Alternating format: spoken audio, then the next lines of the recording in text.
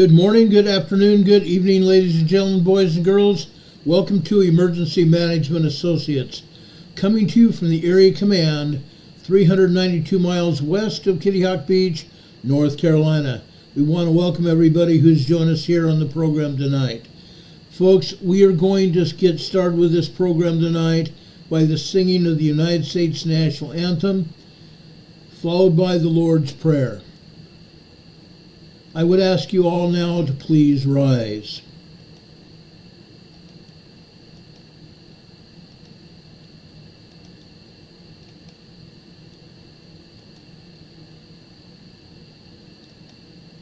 I pledge allegiance to the flag of the United States of America and to the republic for which it stands, one nation, under God, indivisible, with liberty and justice for all. Now would you make welcome straight from Washington, D.C., the United States Army Corps Quartet. Yeah.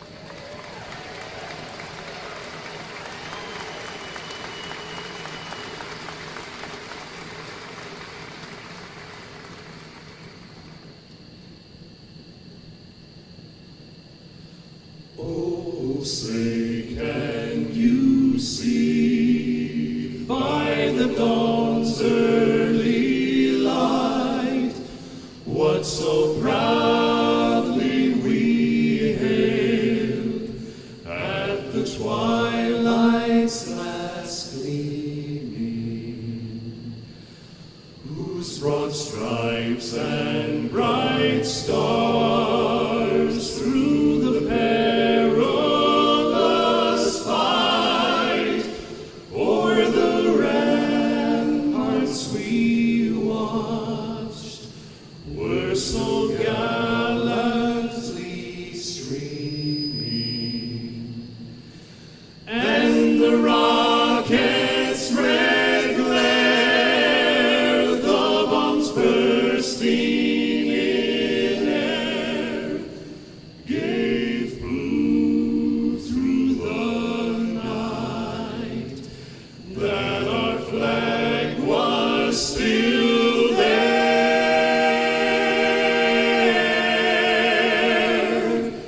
Oh, say does that star-spangled banner yet wave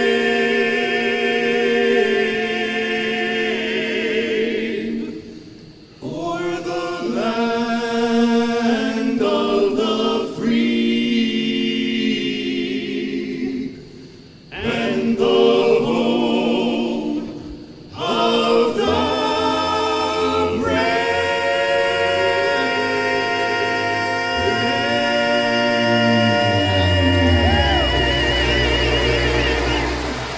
Oh yeah! Come on, folks, let them know it. America's finest, the United States Army Barbershop Quartet, performing at the Barbershop Quartet Convention in 2015. We want to thank these wonderful men for doing this for us. We have permission to air it. We appreciate all that they do. We appreciate all our armed forces here in the United States and around the world. We appreciate our allied armed forces as well. Those countries that ally with the United States to help protect them and them to protect themselves and for them to help us protect the world. God bless all of our armed forces wherever they might be. May God bless them that they might return home to their families in safety after their tours of duty end. God bless them all very much. Thank you all for that. Now, folks, we have a lot to talk about.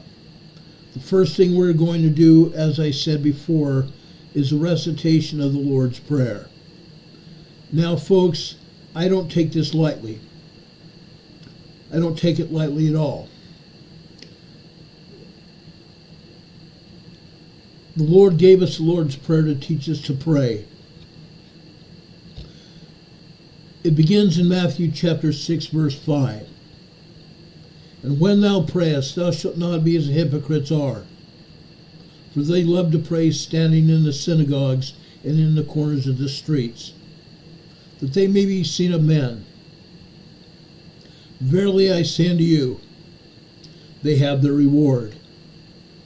But thou, when thou prayest, enter into thy closet, and when thou hast shut thy door, pray to thy Father which is in secret, and thy Father which is seeth in secret shall reward thee openly. But when ye pray, use not vain repetitions, as the heathen do, for they think that they shall be heard for their much speaking. Be not like unto them, for your Father knoweth what things ye are in need of, before ye ask him. After this manner therefore pray ye, Our Father which art in heaven, hallowed be thy name.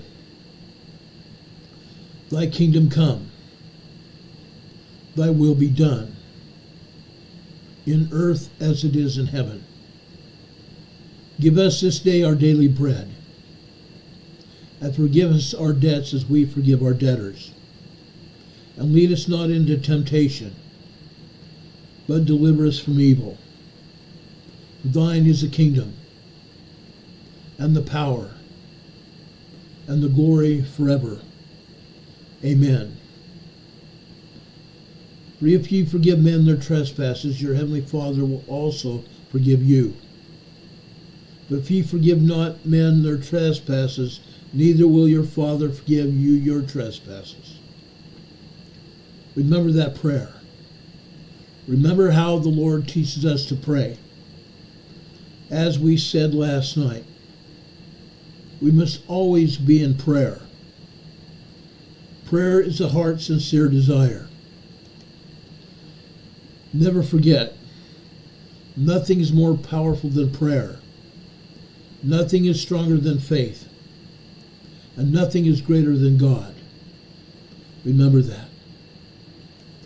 We need to be in prayer for our country and for the leaders of all of our countries.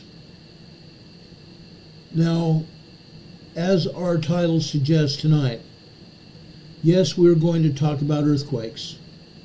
We're going to talk about earthquakes in California. But first, I have some things I need to share with you. The first thing I'm going to share with you is a DOD directive. Now, folks, it's DOD Directive 5240.01. It's entitled DOD Intelligence and Intelligence-Related Activities and Defense Intelligence Component Assistance to Law Enforcement Agencies and Other Civil Authorities. Now, folks, I wish I didn't even have to talk about this. If Kamala Harris is in power,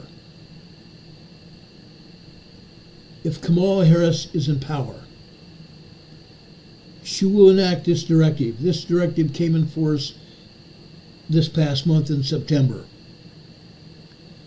It originated from the Office of the Undersecretary of Defense for Intelligence and Security. It's dated September 27th this year. It's cleared for public release, so we're not putting out anything that's classified. But this has very much impact on each one of us. Now, I'm going to talk about specific sections of this DOD directive. I'm going to talk about those sections of this directive that will impact each one of us.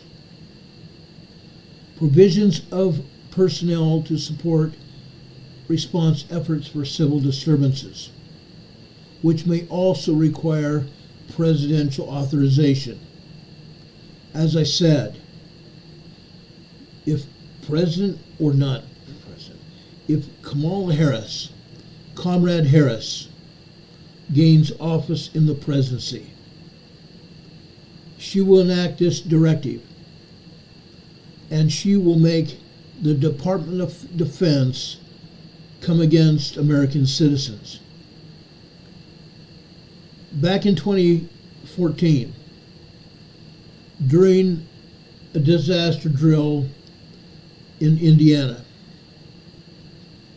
All of us that were part of that disaster drill, at the end of the drill during our ARR, which is an after-action report.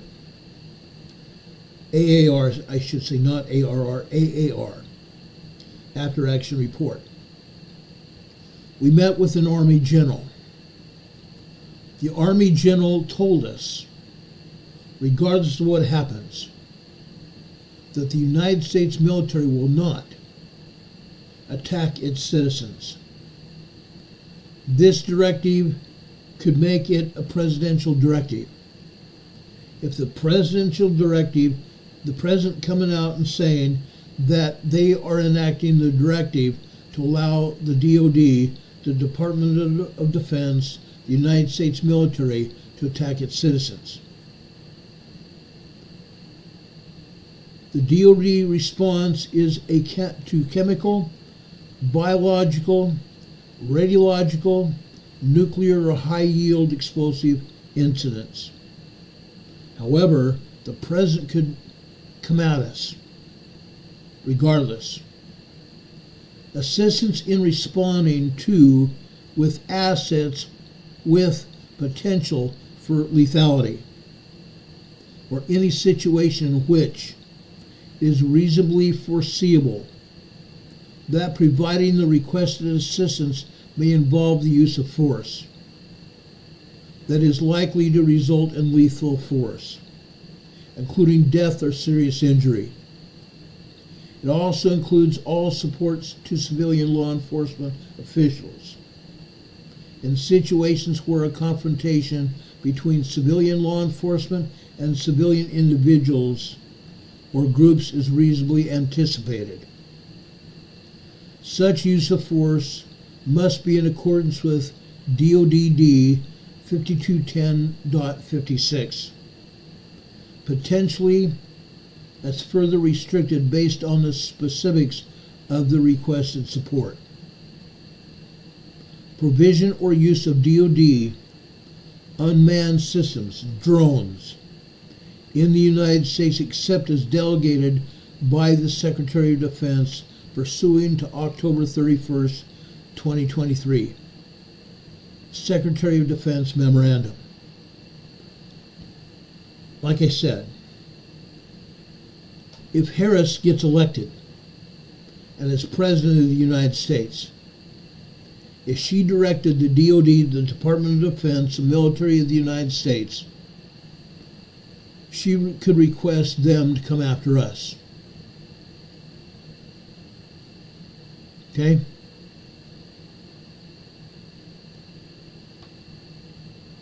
I've reviewed this and reviewed this and reviewed this today. Don Patoka says just because the president said so does not make it constitutional. I agree. But, as Tim Waltz, who is her vice presidential running mate, said, the Constitution of the United States is in shreds, meaning he has no respect for the Constitution, and they will throw the Constitution under the bus. They've as much said that already. Now, what does this mean for each one of us? We need to be on our guard. We need to be on our guard, each one of us. Each one of us must be on our guard to make sure we know what's going on around us. We talked about this before. We must keep our heads on a swivel. Defense intelligence components may provide intelligence and non-intelligence assistance to other DoD components, including DoD law enforcement. I began my federal career as a federal DoD law enforcement officer, a police officer, on the same terms under which all other DoD components assist each other. In other words, the Department of Defense, the military of the United States, could assist DoD police, where the DoD police would be asked to assist the military. Defense intelligence components must consider command relationships. Section 1535 of Title 31 United States Code, also known and referred to in this issuance as the Economy Act. Support Agreements, Section 1385 of Title 18, also known as Posse Comitatus Act. Posse Comitatus Act does not allow the military to arrest civilians. The Posse Comitatus Act does not allow the military to arrest civilians. It requires the DoD police and other police agencies to enact the Posse Comitatus to arrest civilians. But the military can stand by to enforce the law. When performing missions or other functions, other than foreign intelligence or CI, defense intelligence components will comply with DoD policy applicable to DoD non-intelligence organizations and any specific operational parameters specified by DoD policy for that mission or function. This section does not apply to DoD intelligence components assistance, defense intelligence component assistance to DoD law enforcement, unless the President directs it. The President of the United States must direct it. Again, defense intelligence component assistance to foreign law enforcement, sensitive support activities which governed by DODD-S 5210.56. This goes on. Permissible assistance. In accordance with Section 2.6 of EO 12333 as amended, otherwise precluded by such EO applicable law. A presidential directive, other EO or policy, except as indicated in paragraphs 1.1b and 3.1 of this instance. The following defense intelligence component: intelligence assistance to any federal department or agency, including a federal law enforcement agency, or to a state or law enforcement agency, when lives are in danger, are authorized. Cooperating with appropriate law enforcement agencies to protect incident command employees, information, property and facilities of any element. It goes on here. Providing specialized equipment, technical knowledge or assistance of expert personnel for the use by any federal department or agency, or when lives are in danger, to support state and local law enforcement agencies. The military can support and assist state and local law enforcement agencies.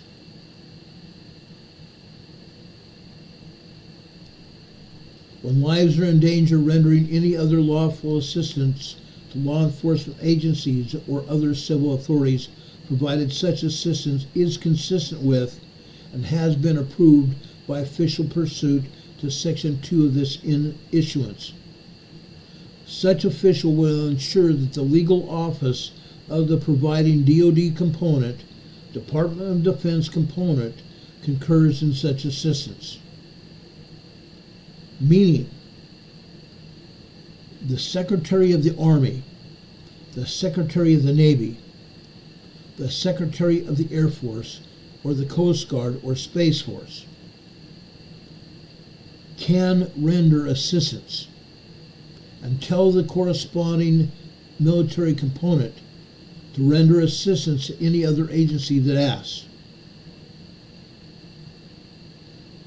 Now, it goes on here. It talks about levels of authority. The Secretary of Defense approval first.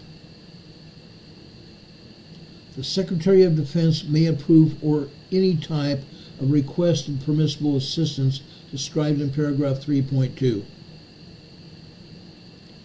Provision of personnel to support response efforts for civil disturbances, which may also require presidential authorization. There's that permission I just got through talking about. Presidential authorization.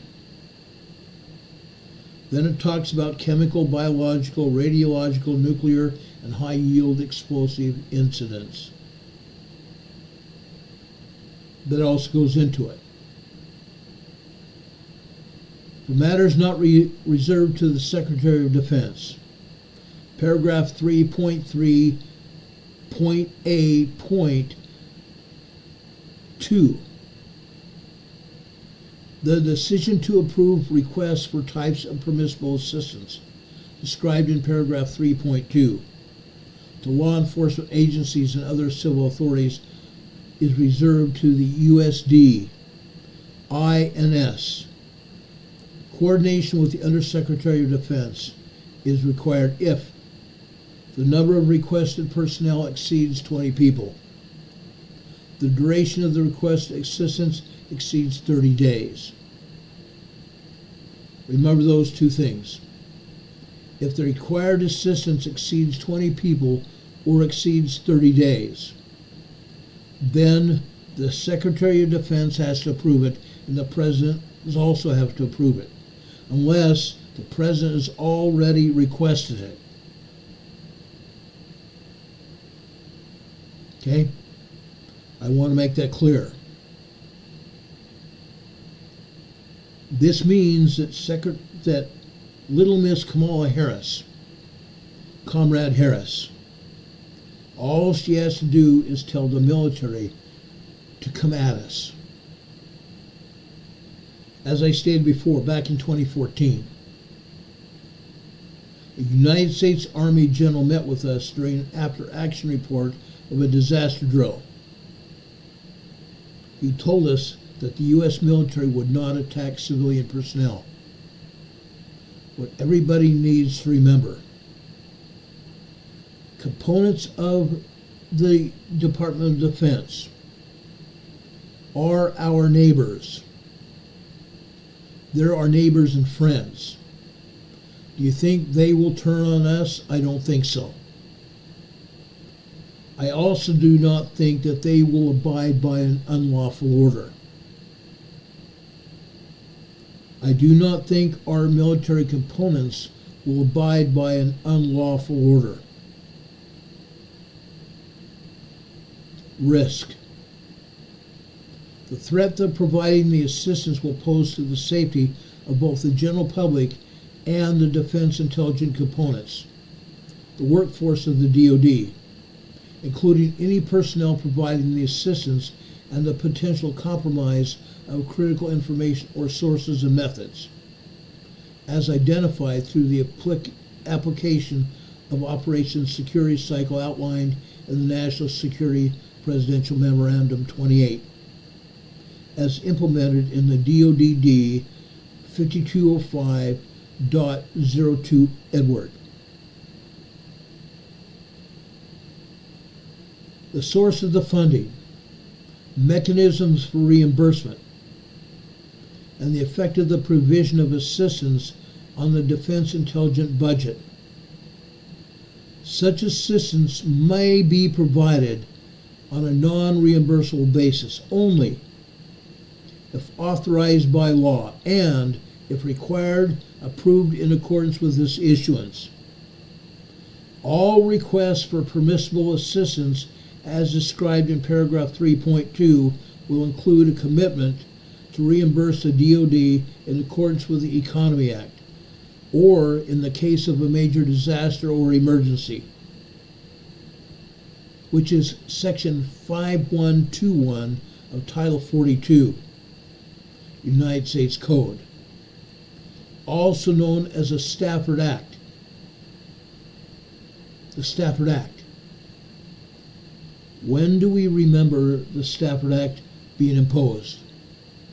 It's called FEMA, the Federal Emergency Management Agency.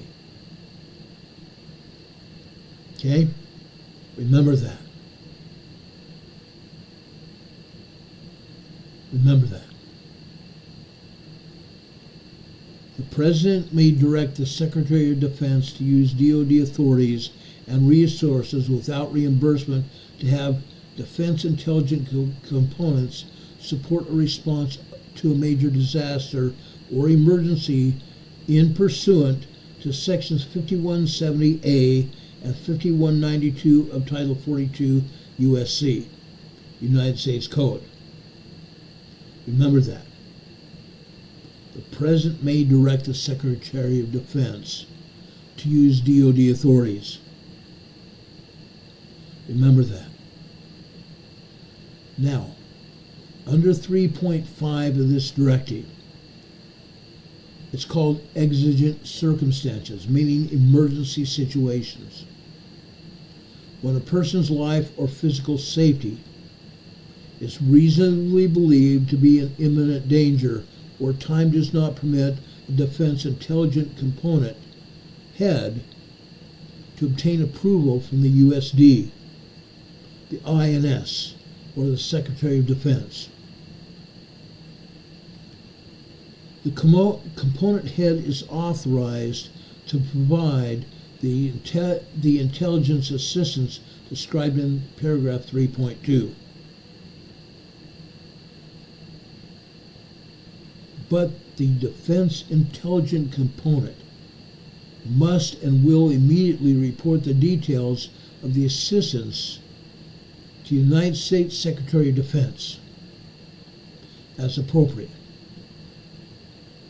The defense intelligence assistance may not continue for longer than 72 hours without the approval of the United States Secretary of Defense. Remember that. If the United States military attacks U.S. citizens for any longer than 72 hours, the Secretary of Defense must be made aware of it, and he must approve it. Where does that come from? The President of the United States. The President of the United States, guys. Why am I talking about this? Because Comrade Harris has made it very well known to everybody, this directive. And we can't forget it. We cannot forget it. Now, my buddy Dave, the Canadian Patriot One, here in the chat, says, I believe that the Canadian Patriots will stand with the American Patriots if it comes to a civil war. I also believe that. And I believe American citizens will do the same thing for our Canadian brothers and sisters. Plain and simple. Plain and simple. Does anyone have any questions about anything we talked about? I've studied this and restudied it. I've gone over every point in my brain all during this day. I want everybody to be aware of what's happening. Okay? Now, Dave also said here just a few minutes ago, he believes that if the left, the Kamala Harris regime, if Kamala Harris loses, they will start a civil war, unfortunately. Now, I have to believe that as well. Now, what you also need to know is that yesterday, MSNBC,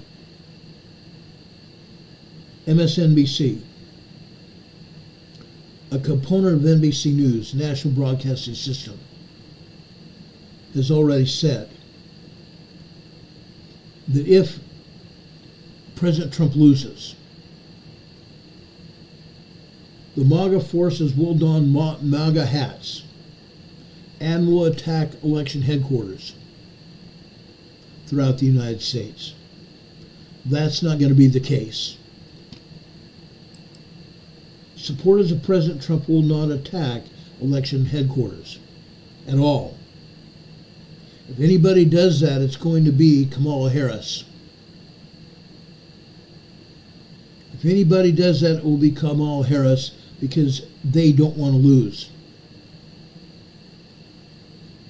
At this point in time, polls show that Kamala Harris is losing big time.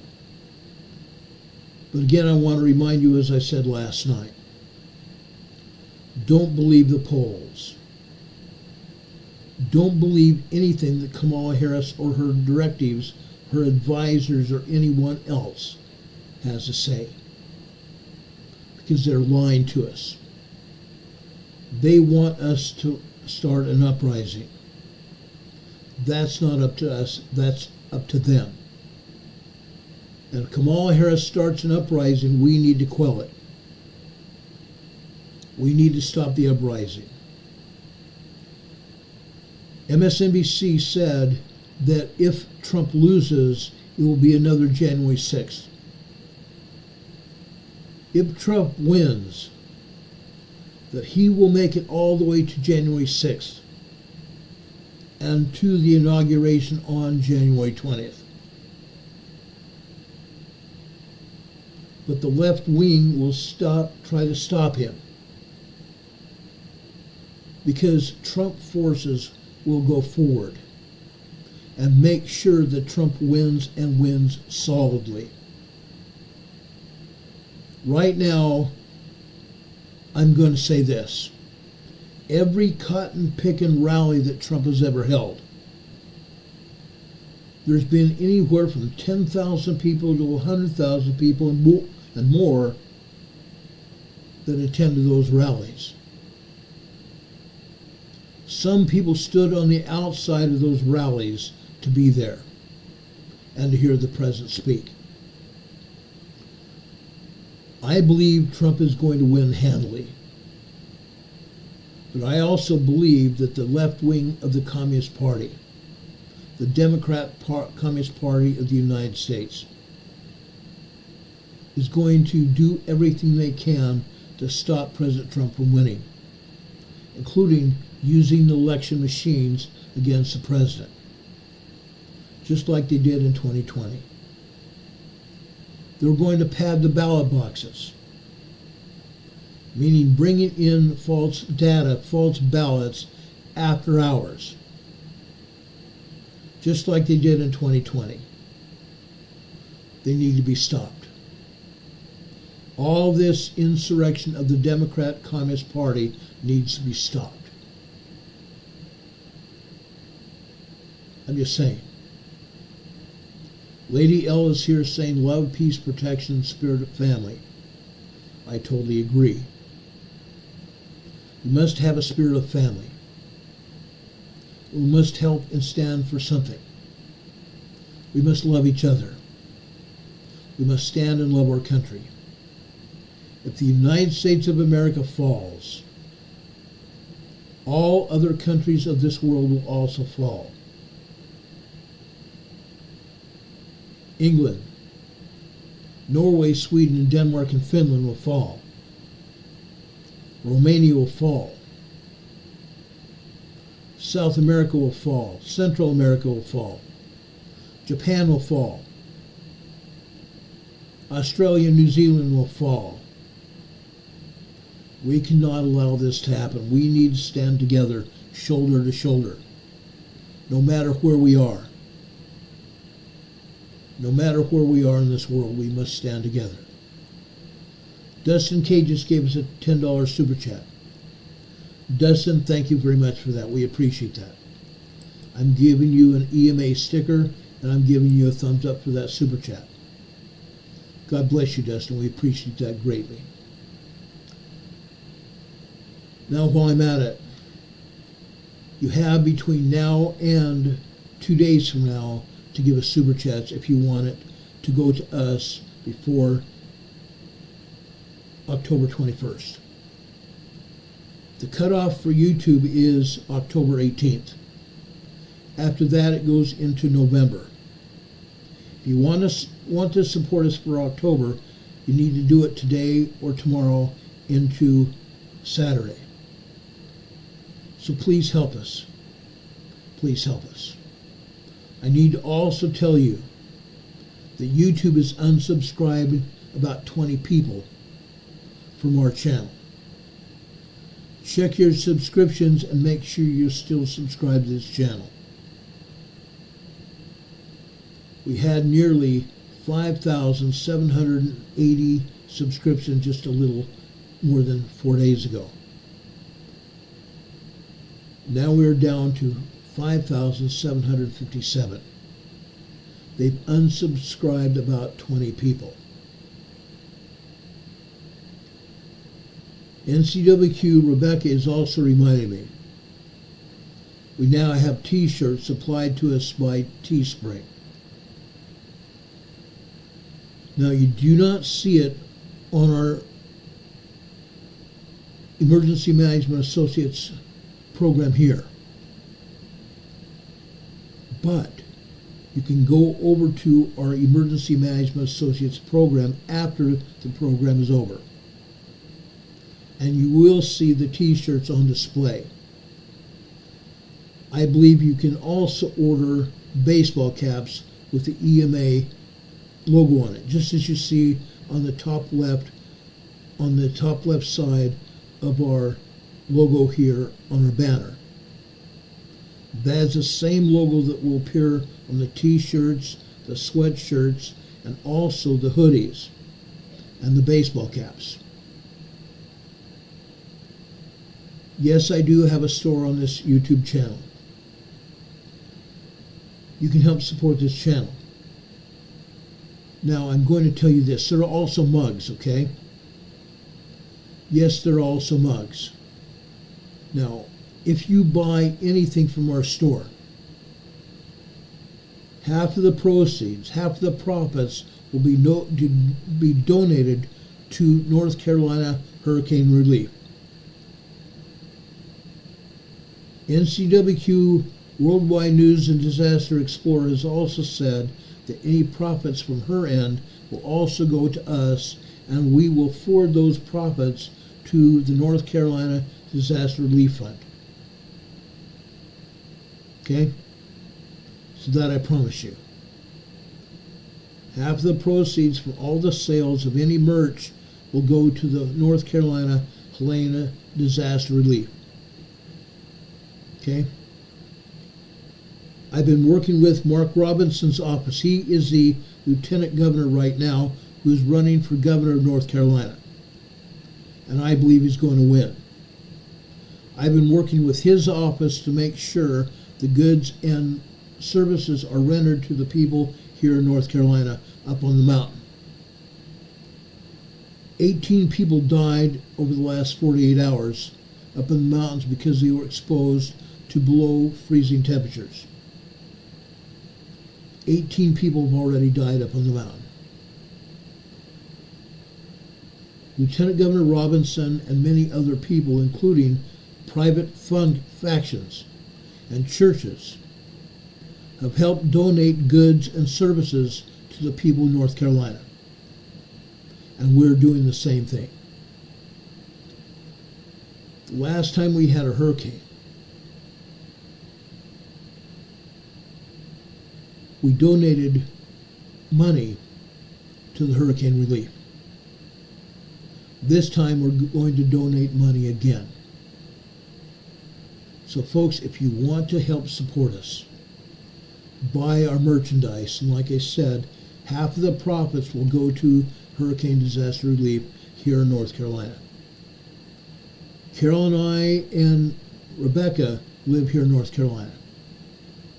We're going to do our best to make sure that we help our own people here in this state. There are many people without coats and adequate clothing. Many people have been displaced and don't have homes. Now, I want to tell you this. There has been significant force used with our National Guard. They have put up temporary facilities for people to be housed in.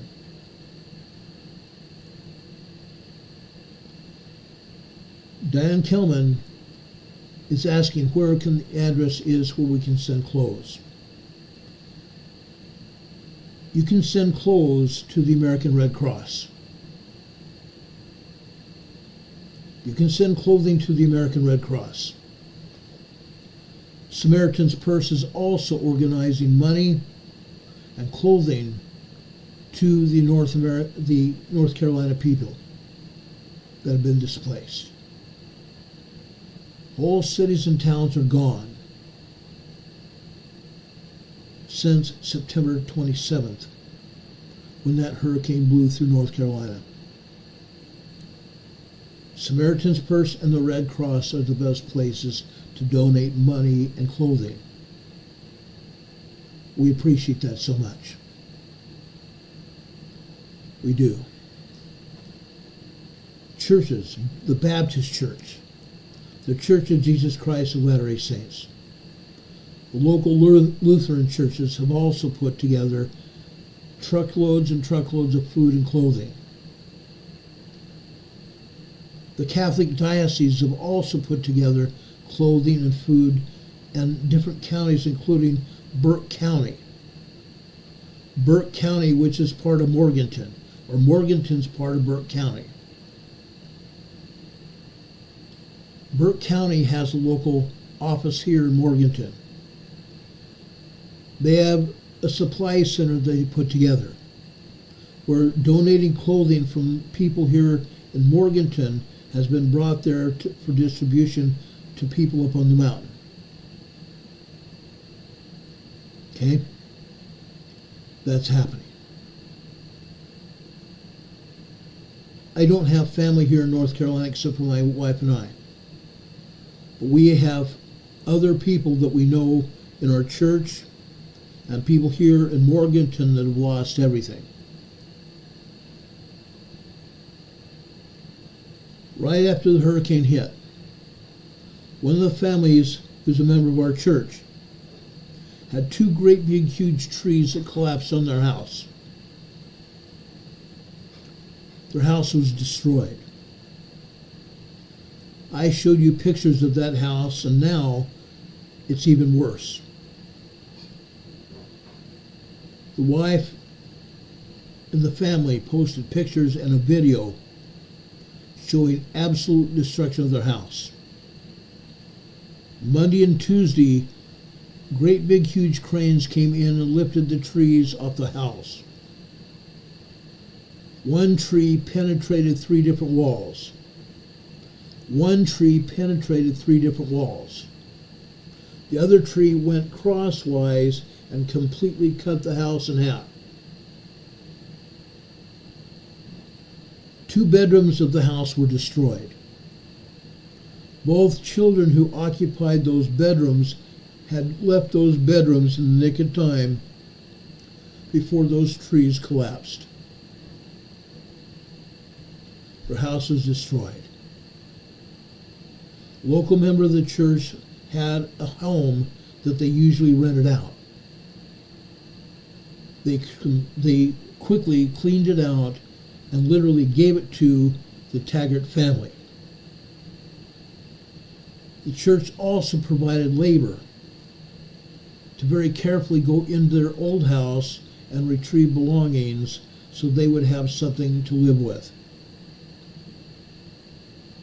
So folks, this happened. A lot of people are doing the same thing. Please help people like that. They need it. They need it. Robert Lazar, we appreciate you being here as well. Robert Lazar has been a friend of mine for a long, long time. We appreciate him. Trish Killian has come back into EMA 1. Thank you, Trish, for being here. Trish Killian has been a friend of mine and a friend of our program for a very long time. Thank you for your support. It means a great deal to us. Okay? We love and appreciate you guys. We love and appreciate you very much. Please, folks, please subscribe to this channel. If you find your subscription has been taken down, resubscribe immediately, and also right next to the subscription button there is a little bell icon. Click on that little bell icon. When you click on the icon, a drop-down menu of 3 items is going to come up. Click on the word ALL, all. That should get you notified when we come on the air. We come on the air between 6 and 7 p.m. Monday through Friday. On Sundays, we do a Come Follow Me Sunday School program. Come Follow Me, the Savior said. That's why we call it Come Follow Me. And we're talking about the life of Jesus Christ and what He's done to help each one of us. So please join us this Sunday for Come Follow Me, the Savior said. When I was a young man, I served a mission for my church in Sweden. I taught the gospel of Jesus Christ to my ancestors in Sweden, to families. I taught it to everyone. I brought many people to the truth of the gospel of Jesus Christ, so they would understand Jesus Christ as well. Now, I want to tell you this. Before I served a mission, I was teaching the gospel. I've never come home from Sweden. Meaning, yes, I've come back to the United States, but I've never come back from teaching the gospel. I've been teaching the gospel of Jesus Christ for a good many years. And I'll do it till I no longer can. Because I believe that Jesus Christ can help each one of us. Okay? So please, guys, please help us. Please help us by sharing in the gospel of Jesus Christ with us on Sunday. Please help us in supporting the people up in the mountains of North Carolina. They need our help. And yes, helping us do this will help so many people. May God bless you for that. Now, folks, I have so many other things I want to talk about. Trish Killian just gifted 5 Emergency Management Associates memberships. Trish, thank you for that. Lady L was gifted. Robert Lazar was also gifted. Rebecca was gifted. Richard Smith was also gifted a membership. And Canadian Patriot One, my buddy Dave up in Canada, was also gifted membership. Thank you so much, Trish. God bless you for that. God bless you for that. We appreciate it so much. Okay, let's get on with this. I told you last night we were going to talk about earthquakes in California, and that's exactly where we're going right now. USGS is only showing a handful of earthquakes in Southern California. Maybe 15 or 20 at tops. Los Angeles and or San Diego County. But I'm telling you right now, there is a lot more seismic activity than what USGS is talking about. Just like I showed you last night with the Pacific Northwest. The United States Geological Survey is not even showing half of the information. I'm telling you right now, as I said last night, there will be a very large earthquake hitting the Pacific Northwest. I believe it's going to happen within the next 5 years. Secondly, here in Southern California, no, I don't live there any longer. I left San Diego County in April of 2000. April 1st, 2000. I moved to Denver. More than just earthquakes caused me to leave. But I'm telling you right now, Southern California is going to be hit by a very, very large earthquake. Right here you see a seismogram from the Channel Island, just off the coast of Los Angeles. Look at the seismic disturbances here. Most of these are just tremors. But folks, there's also 2.5, 2.7 earthquake here. That happened at 6:02 a.m. this morning. 6:02 a.m. this morning. There's also several 2.0s to 2.3 earthquakes here as well. Minor earthquakes. One such is about 7:10 a.m. this morning, 7:13 a.m. this morning, and one that happened this afternoon.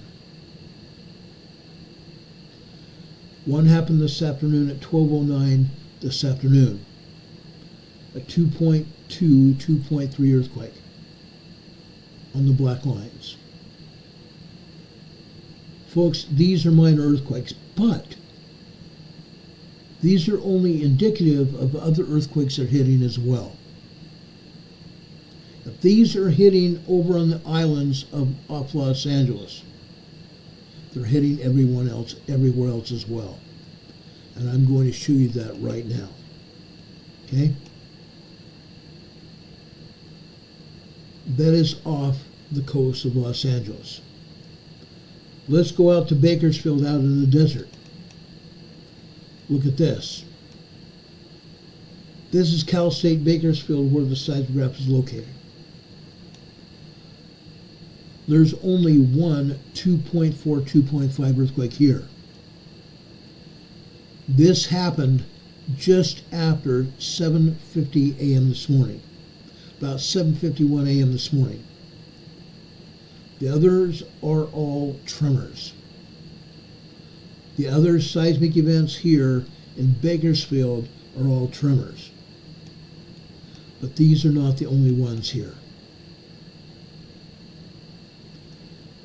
Let's go down to the San Bernardino Mountains. Idlewild. We talked a great deal about Idlewild in the past.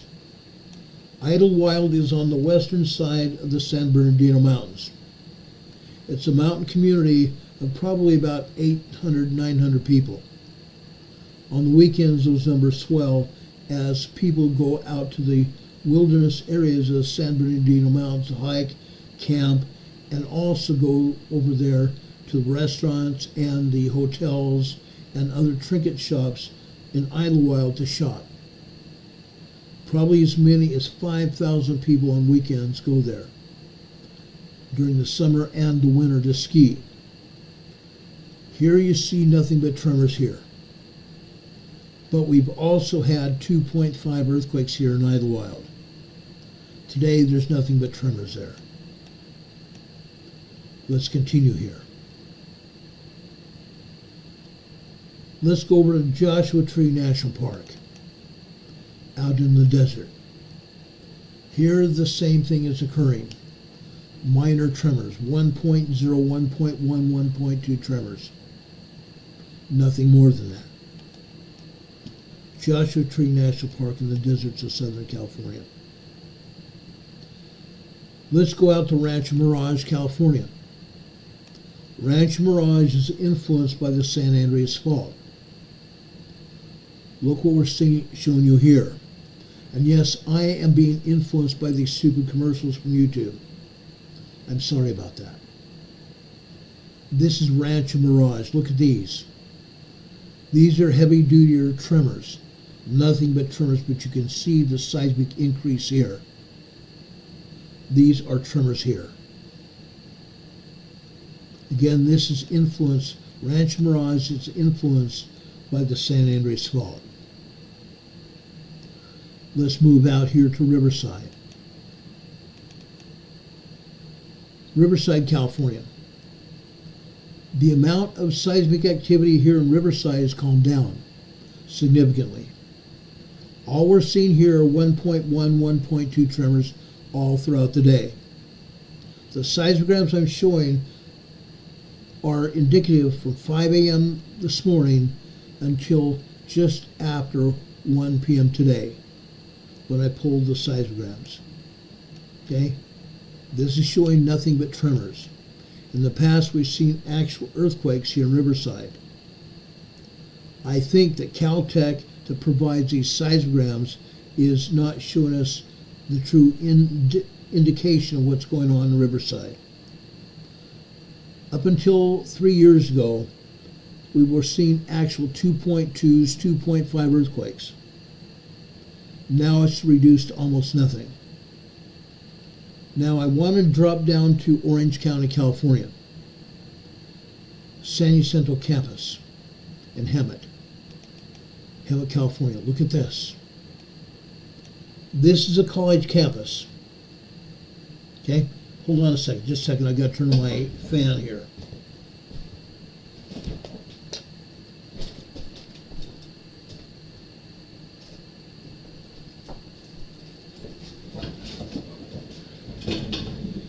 Here at the San Jacinto College campus.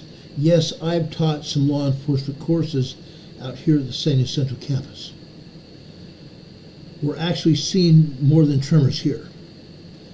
After about 7:43 this morning, we saw some 2.0, 2.2, 2.3 earthquakes. You can see that sequence here on this blue line near the top on the right-hand side. 2.0, 2.3, 2.4 earthquakes here. There's a sequence that lasted nearly 2 full minutes. Now before I go on, I'm looking out my office window at a full moon. Full moons do strange things to strange people. Not to just strange people, but all kinds of things go on when we have a full moon. When we've had full moons in the past, we've also seen an earthquake increase. Right now we have Venus, Jupiter, the Moon, and Earth lining up. Okay? A planetary alignment is taking place right now, which means there's going to be an increase in earthquakes.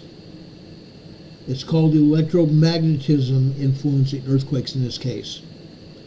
Planetary alignments cause electromagnetic radiation. It heats up the plates, causing more earthquakes. And yes, in a few minutes I'm going to show you several large earthquakes that have already happened around the globe. But here in Hemet, California, you see an increase in seismic activity here. Okay? More than just tremors. Even after 12, I want to say 2, 3, 4, 5, 6, 7. 12:37 this afternoon, there's another 2.7 earthquake. 2.7 earthquake at 12:37 this afternoon. Okay, let's continue here. Let's go out to Victorville, where Isaiah's granny and her family lives. Again, Victorville is influenced by the San Andreas Fault. Within a matter of miles, the San Andreas Fault is just knocking Victorville to pieces. But here we're just seeing tremors so far. But if you go down here to near the bottom of this seismogram, just after 12:49 p.m. this afternoon, you can see the stylus bounced around for quite a while. There was a disturbance on the San Andreas Fault that caused that. Look at that seismic disturbance there. Probably a 2.5 earthquake that happened, and it lasted 20 minutes. It lasted about 20 minutes here. It started at 12:49, 12:50 p.m. this afternoon, and it lasted all the way over to 1300, probably 13:07 this afternoon. A little more than 20 minutes. Okay? Victorville, California this afternoon. Okay? Now, I want to show you Los Angeles. Then we'll go further south. Let's go over to the oil and gas pumping operation in Baldwin Hills. We're seeing a slight increase in seismic activity here, but it's tremors, nothing more than tremors. 1.2, 1.3, maybe even 1.4 tremors here near the 12:45 time period this afternoon at the bottom left-hand side of the seismogram. These are just tremors, but I believe there was some kind of increase this afternoon after 12:45 p.m. this afternoon. Let's go here. Let's go out to Chino, out to the east. Chino has seen an increase in seismic activity for quite some time now. We're seeing more than tremors. We're seeing 2.0 earthquakes here as well. And you can see what we're seeing here. We're seeing 2.0 earthquakes all over the seismogram here, except for one place. Again, down here to the bottom left-hand side of this seismogram. Just before 12:47 p.m. this afternoon. It appears that we had a 2.8 earthquake. It appears we had a 2.8 earthquake out in Chino today. Okay? More and more tremors, more and more earthquakes here. There's been a definite seismic increase in Chino, California today. Let's go over to North Los Angeles, to Del Amo. Look at this, guys. This is definitely an increase in seismic activity over in Los Angeles. Look at this. We're seeing more than just tremors here. We're seeing 2.0, 2.4 earthquakes here.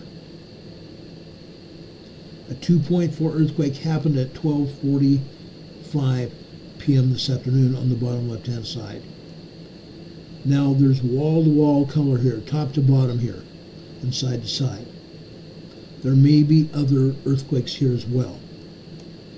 Just after 12:39 p.m. this afternoon, on the middle bottom line here, you see an earthquake sequence here.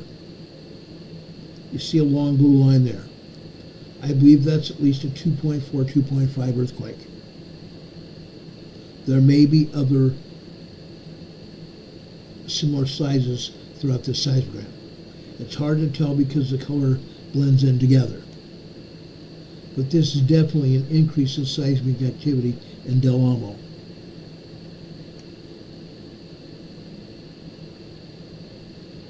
Let's continue.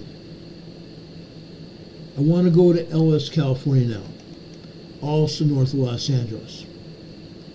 In Ellis, California, we started off with nothing but tremors this morning. But after 6:49 a.m. this morning, on the green line, all of a sudden we started seeing some 1.8, 1.9, 2.0, 2.5, 2.8, and then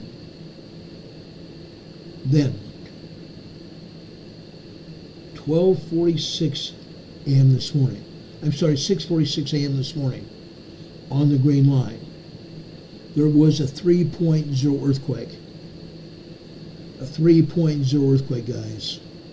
That's a small earthquake. Now, while it's just a small earthquake, this is an increase in Ellis, California.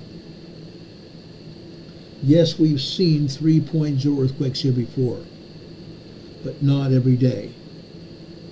You can see an increase in seismic activity, increase in earthquake size here.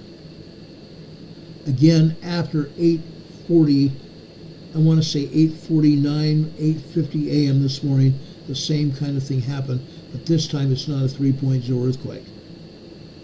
Like a 2.7, 2.8 earthquake sequence. The sequence lasted at least 3 minutes. There was another sequence, though, that happened after 11:30 this morning on the blue line here near the bottom. It's the second blue line from the bottom going up. This happened at 1, 2, 3, 4, 5, 6, 7. This happened at 11:37 this morning. There was a sequence of earthquakes here. Started off in the 2s, 2.7, 2.8, then it began at 3.0, 3.3 earthquakes. Ellis, California this morning. Start off with minor earthquakes all the way up to probably 3.0, 3.3 earthquake this morning. 11:37 a.m. this morning. All the other earthquakes are minor earthquakes and tremors. But we are seeing an increase in seismic activity in Los Angeles. It's very apparent. Excuse me. Now I want to go over to the east side of Los Angeles. Again, I'm going out to Fontana, California. Fontana is the western side of the San Andreas Fault. Look what we have here. Yes, we have a lot of tremors, but we also have a lot of earthquakes. 2.0, 3.0, possibly even down at the bottom, we may have had 3.3, 3.5 earthquakes today. Today here in Fontana. The San Andreas Fault is moving. The San Andreas Fault is moving, guys. I kid you not. Okay? Demon Catman says crayon's crazy, pretty much. Look at the seismic activity here. We've told you that there's going to be a large earthquake. The San Andreas Fault is moving. The San Andreas Fault is moving here.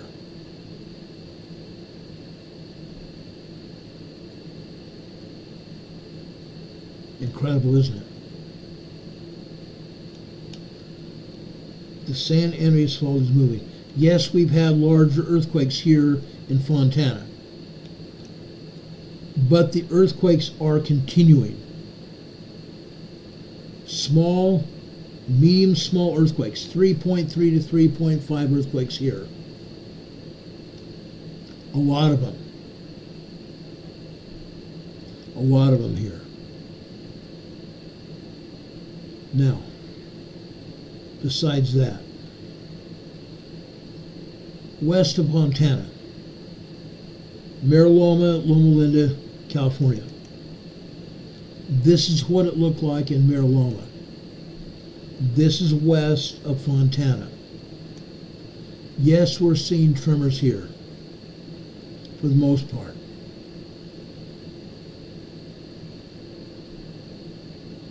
At 12:39 a.m. this morning, I'm sorry, not this morning, 12:39 p.m. this afternoon, on the blue bottom line here, 12:39 p.m. this afternoon, a 2.3 earthquake here.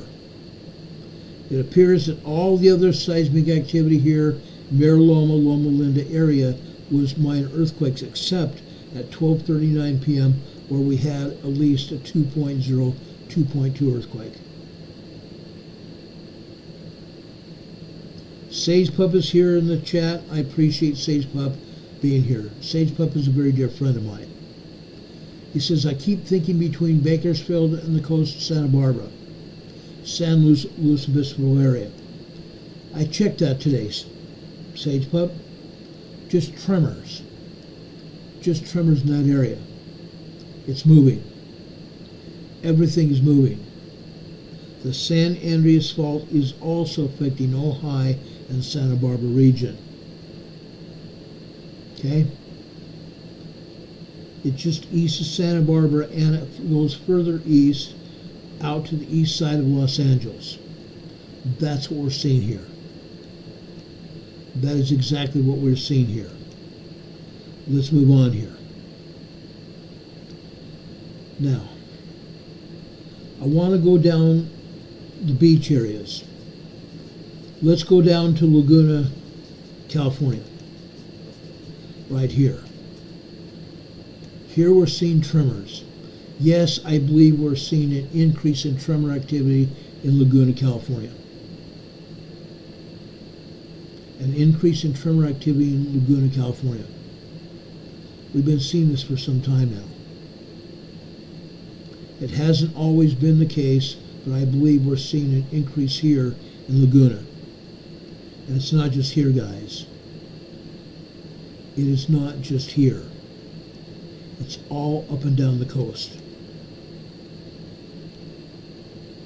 If you just excuse me for a second, I forgot one place that I wanted to talk about today. So hang in here with me, guys.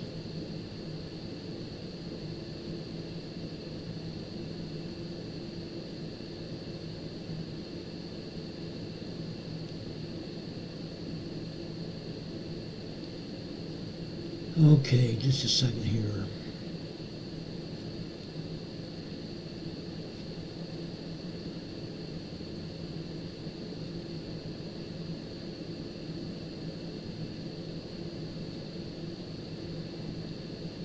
Now I'm going to tell you this. What I found with Caltech today. Caltech has omitted information. They have omitted a lot of information. They've also falsified documents. Caltech and USGS have falsified information. Now I'm going to show you why in just a minute.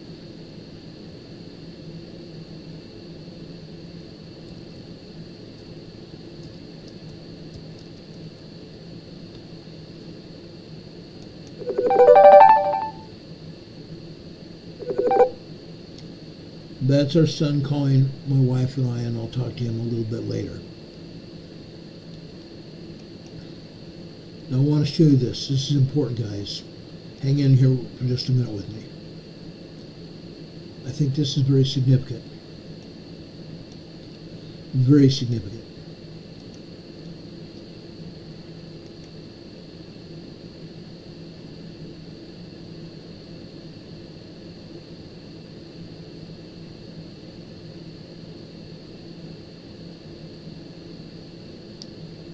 You're kidding me. What happened here? There it is. Look at this. This is Playa del Rey. There's two other seismograms that Caltech put out today that look similar to this. This is what they call abstract. This has no basis with seismic activity at all. Not at all. I'm telling you that. There is nothing here that supports this at all. This should not be showing this at all. Okay? Even that blue line here after 8:30 a.m.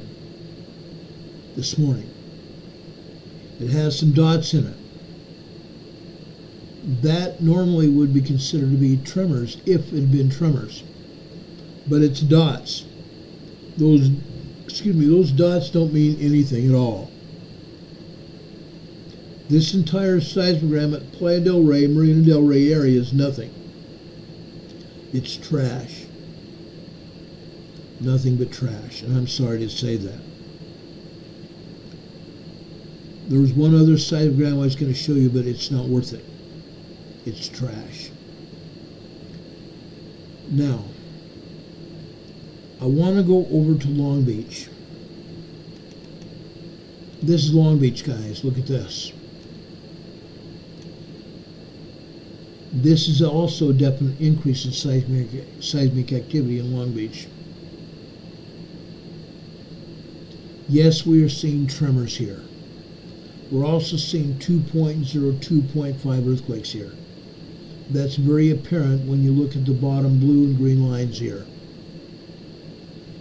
2.3, 2.5, maybe even 2.6 earthquake here. Long Beach, California. The earth here is moving. Okay? The Newport-Inglewood Fault is moving. The Newport-Inglewood Fault is moving here. It's not the only place, guys. Let me show you another one here. Let's show you light height. This is Anaheim. This is very close to Long Beach. Anaheim, guys. Disneyland and Knott's Berry Farm. Or this time of year it's called Knott's Scary Farm. Unreal. Demon cat messes collect the wrapping paper. Yeah, that's what it kind of looks like, huh? Red, black, blue, green. Red, black, blue, green. Or if we go from the top, it's black, red, blue, green. Black, red, blue, green. Yes. That's a lot of earthquakes, guys. A lot of earthquakes and tremors. Incredible. Incredible. Long Beach and Anaheim are moving. This whole area. Now I talked to someone from Caltech yesterday. They said that there was seismic activity over near Huntington Beach. Huntington Beach of all places. Yes, all of Los Angeles is moving. But guess what? What he told me about Huntington Beach is that no more than 20 minutes after the seismic activity appeared in Huntington Beach, it also disappeared. The seismic activity in Huntington Beach totally disappeared within 20 minutes after it happened. In other words, it disappeared. Cut off. Why it was cut off, they don't know. Why it was cut off, nobody knows.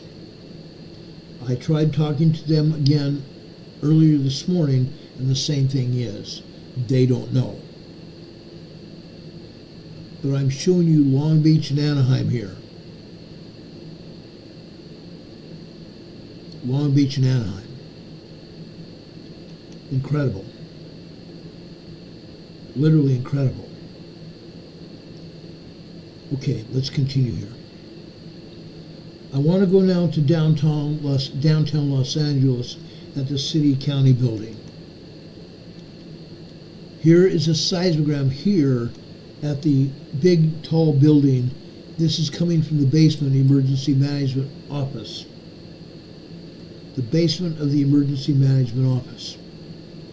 Here we're not seeing anything but tiny tremors. This hasn't changed in months. This has not changed at all in months.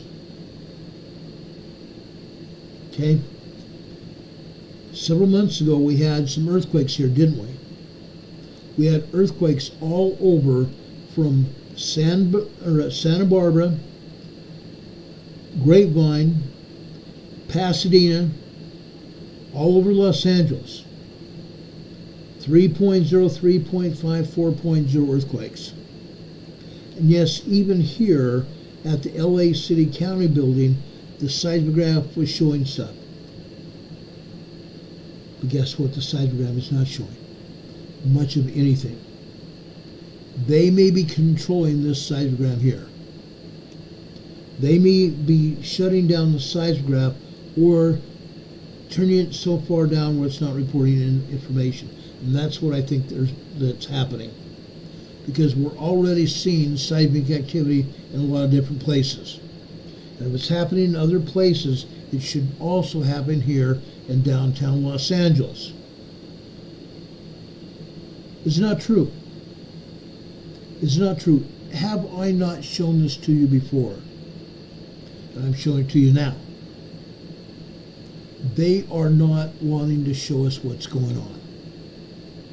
It's very apparent. Demon Catman says tap dancing. Yes.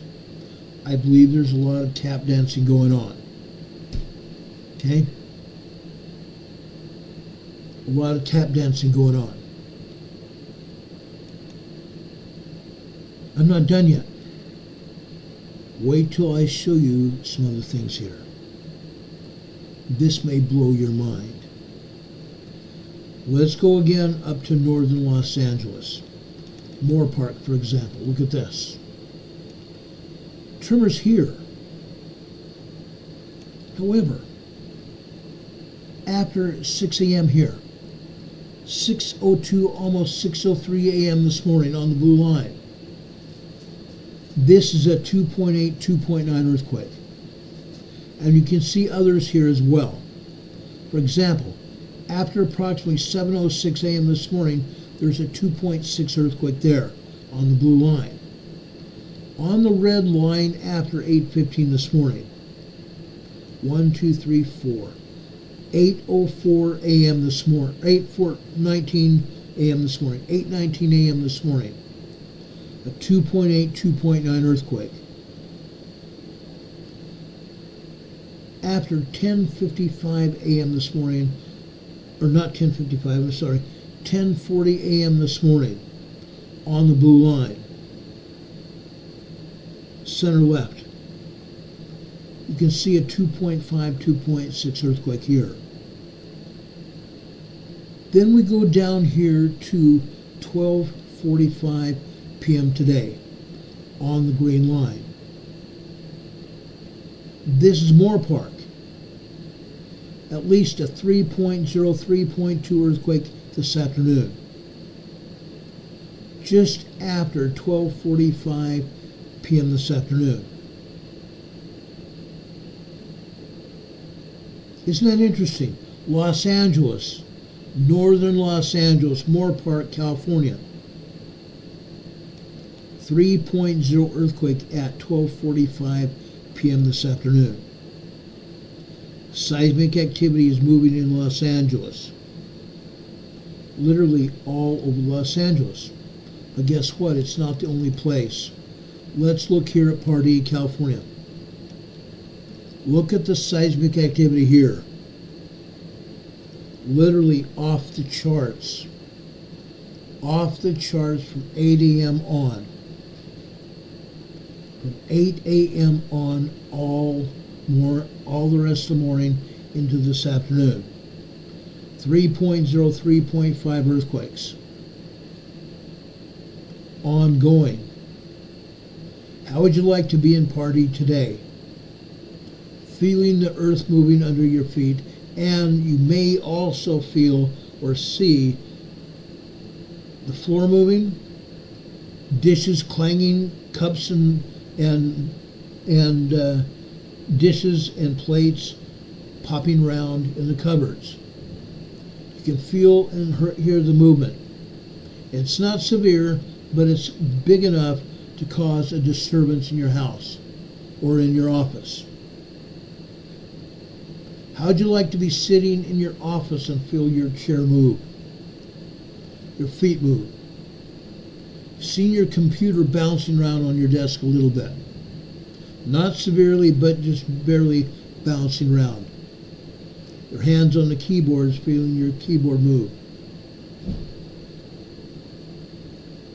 Dompus Toga says, don't roller skate with crayons. Pretty much. That's what we're seeing here in Pardee, California. Unreal, guys. And it's not the only place. Let's go back towards the coastline just northwest of Los Angeles. Rancho Palos Verdes. Rancho Palos Verdes has seen earthquakes, we've seen some tremors, and we've also seen some landslides. Landslides, guys, here we're not seeing much more than tremors. very minor tremor activity. Not any more than a 1.6, 1.7 tremor here after 11 a.m. this morning. However, just after 12:35 this morning, or this afternoon, 12:35 this morning, look at the stylus bouncing around on the seismogram here. Something happened after 12:35 this afternoon to cause that movement. No, it's nothing big, but it is tremor activity. Tremor activity here in Rancho Palos Verdes. Crazy. Oh yes, it's crazy, guys. I will admit to it's crazy. How about Rinaldi? Also north of Los Angeles. Look at this. Yes, for the most part we see nothing but tremors. But after 9:10 a.m. this morning, you see some tremor activity, possibly even a 2.0 earthquake. But you can see the tremor activity bouncing around here. Rinaldi, California. It's not all, folks, there's more. How about Rio Hondo? Same thing here. A lot of tremor activity. I remember the days in Rio Hondo where it just barely moved. Very tiny tremors. Yes, we're still seeing some tiny tremors here, but I believe we've also seen a significant increase in tremor activity. It's constant.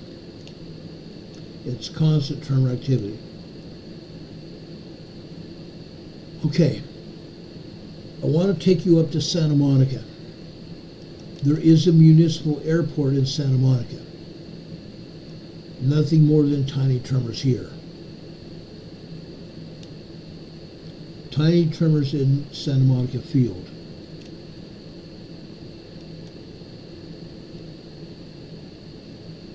Now let's see here.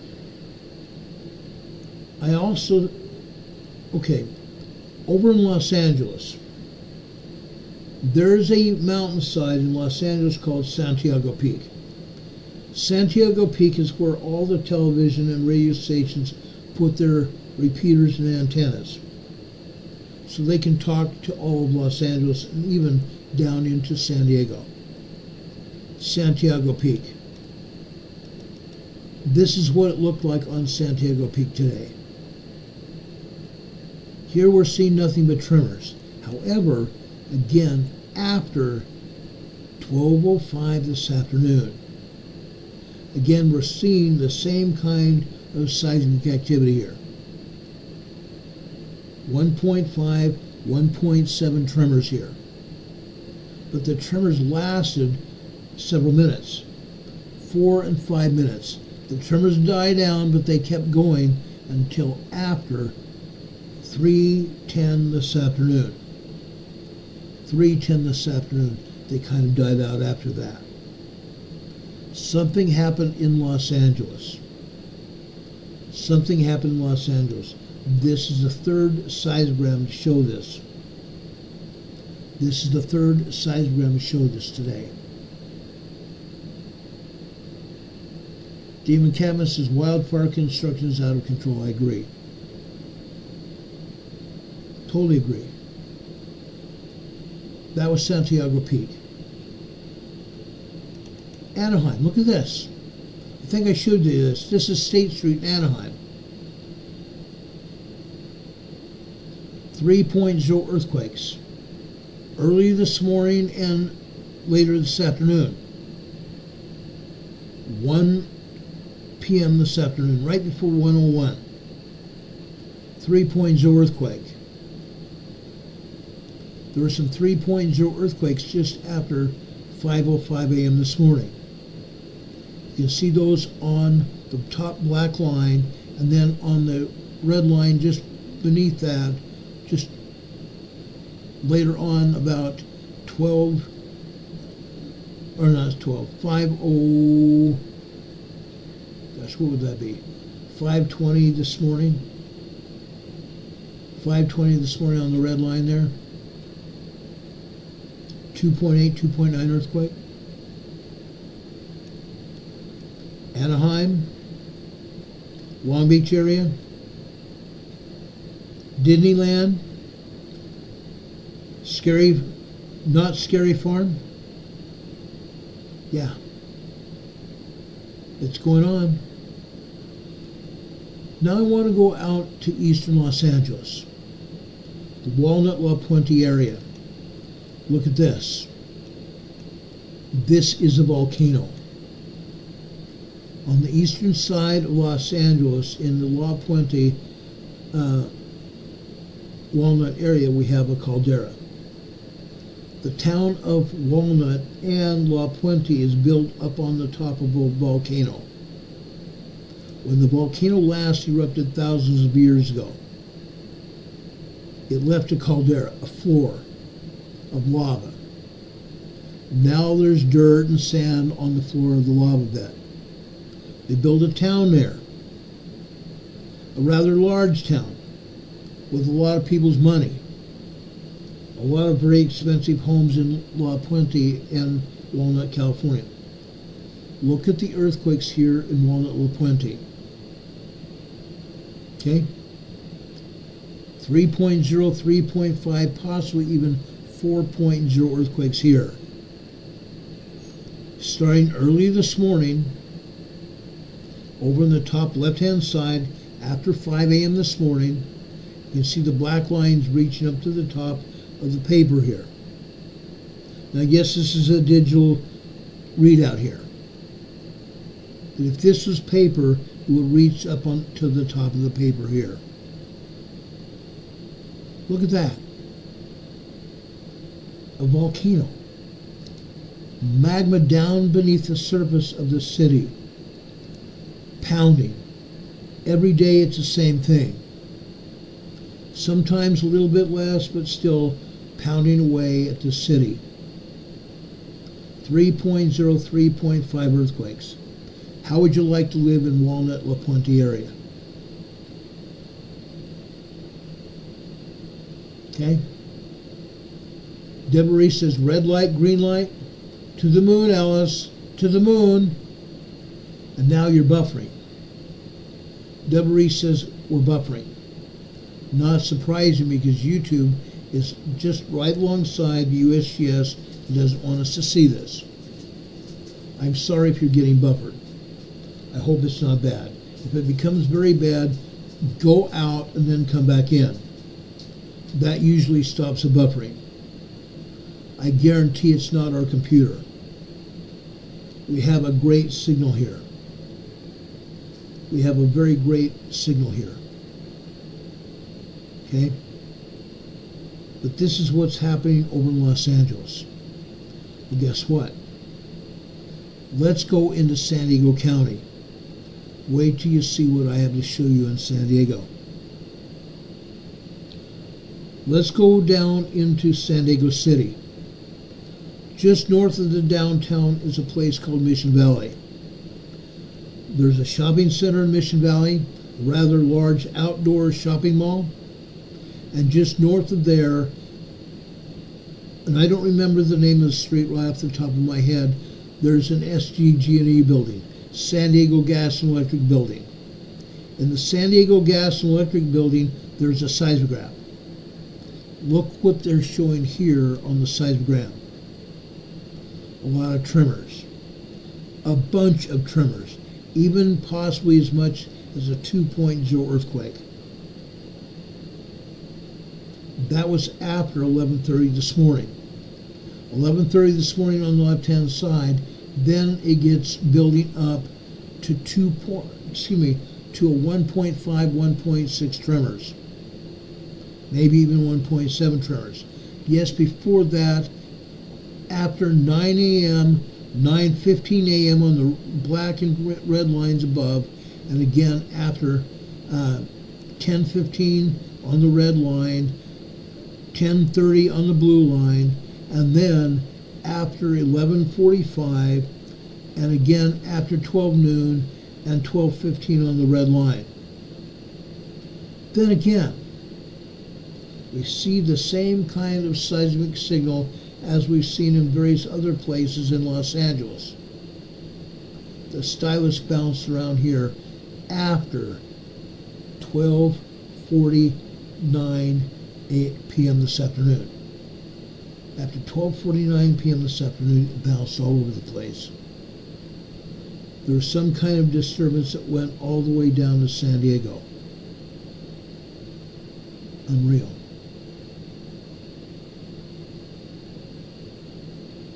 Don Patoga says Deborah Reese's daughter and kids live there. Unreal. Deborah Reese says she was in Disneyland and Anaheim area when she was a kid. I was too.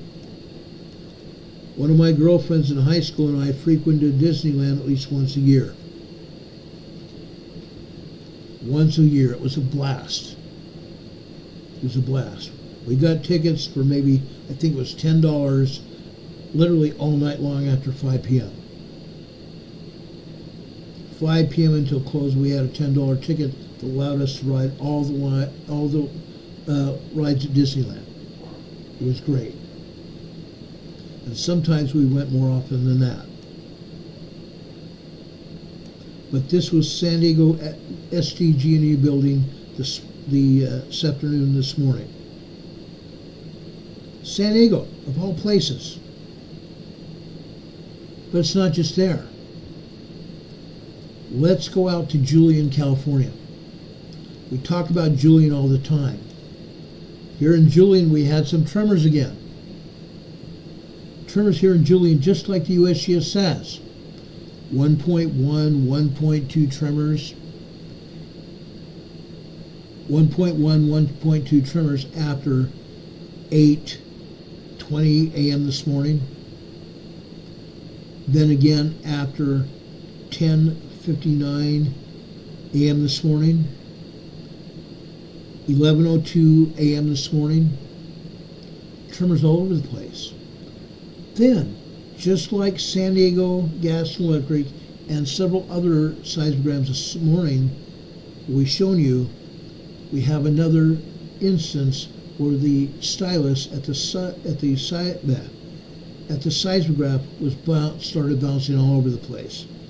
I pulled this seismogram here just after it started. Okay? Down in Southern California, I don't know where the earthquake happened, but down in Southern California, the seismograph started moving. Okay? 12:45, 6, 7, 8, 9. After 12:49 p.m. this afternoon, it started moving all over the place for about 20 to 25 minutes. Deborah Reese says one of her good friends works down in Los Angeles for the LA Metro train. I wouldn't want to be driving one of those trains or piloting one of those trains when the big earthquake happens. It'll derail. It will derail, almost positive. Let's go up to the top of the mountain at Cuyamaca High School. Out in East San Diego County, we have the Chocolate Mountains. The Chocolate Mountains separate San Diego County from the Imperial Valley. Here at the top of the mountain, we have Cuyamaca High School. Guess what? This is what we're seeing here. Tremors all over the place. Most of these are very tiny tremors. Very tiny tremors. After 10:16 a.m. this morning, there was 1.6, 1.7 tremor on the red line there. All the rest of these tremors are very small, except after 12:49 p.m. this afternoon, the stylus on the seismograph started moving. We see this again up here at Cuyamaca High School. East County, San Diego County. Or East County, San Diego. Let's go down to the Imperial Valley of Southern California. See what happened there. Wait till you see this, guys. Wait till you see what happens over here in the Imperial County. Wild. Wild. Okay? Let's start over at the northeast end of the Imperial Valley. Northeast end of the Imperial Valley here at North Shore Salton Sea. On the northeast side of the Salton Sea. Tremors galore here. Look at that. Tremor activities happening all over the place. Then even in the Imperial Valley here on the northeast side of the Salton Sea, the same thing happened at 12:49 p.m. this afternoon. That must have been some kind of earthquake. The same earthquake happened, and it's registering up in Los Angeles and San Diego County at pretty much the same rate. Some kind of tremor. We don't know where it came from. Nobody knows where that came from. North Shore Salton Sea. Let's continue here. Let's go down to the center east side of the Salton Sea. Bombay Beach. The San Andreas Fault moves down the east side of Los Angeles and goes down here into the Imperial County. The North Shore Salton Sea was part of that earthquake sequence that we saw at North Shore. Here at Bombay Beach, the San Andreas Fault starts going underneath the Salton Sea here at Bombay Beach. But you can see the earthquakes hitting here. Today, I don't see any large earthquakes. However, you can see some seismic sequences here where the agency cut off the top and the bottom of the sequence here, meaning these were at least 3.0, 3.5 earthquakes. Some of them, not all. Some could have been as high or as large as 2.8, 2.9. But there are several seismic sequences here where the top and the bottom of the sequence was cut off by the agency. These were probably 3.0, 3.5 earthquakes, at least. Possibly as large as a 4.0 earthquake. You can see that here. And it's not just today, it's every day. Sometimes even more so on certain days.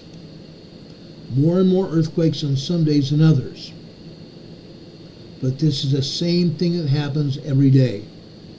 This is nothing out of the normal. Nothing out of the ordinary. Bombay Beach is happening every day. Promise. Let's go over to the southwest side of the Salton Sea. Okay? Now, I usually have several seismograms to show you. One over on the southeast side of the Salton Sea at Calipatria. But the problem is that Caltech is no longer supporting that seismograph. It's no longer located there. They took it down. The seismogram at Calipatria was showing us 100 to 150 earthquakes every day. They've taken it down.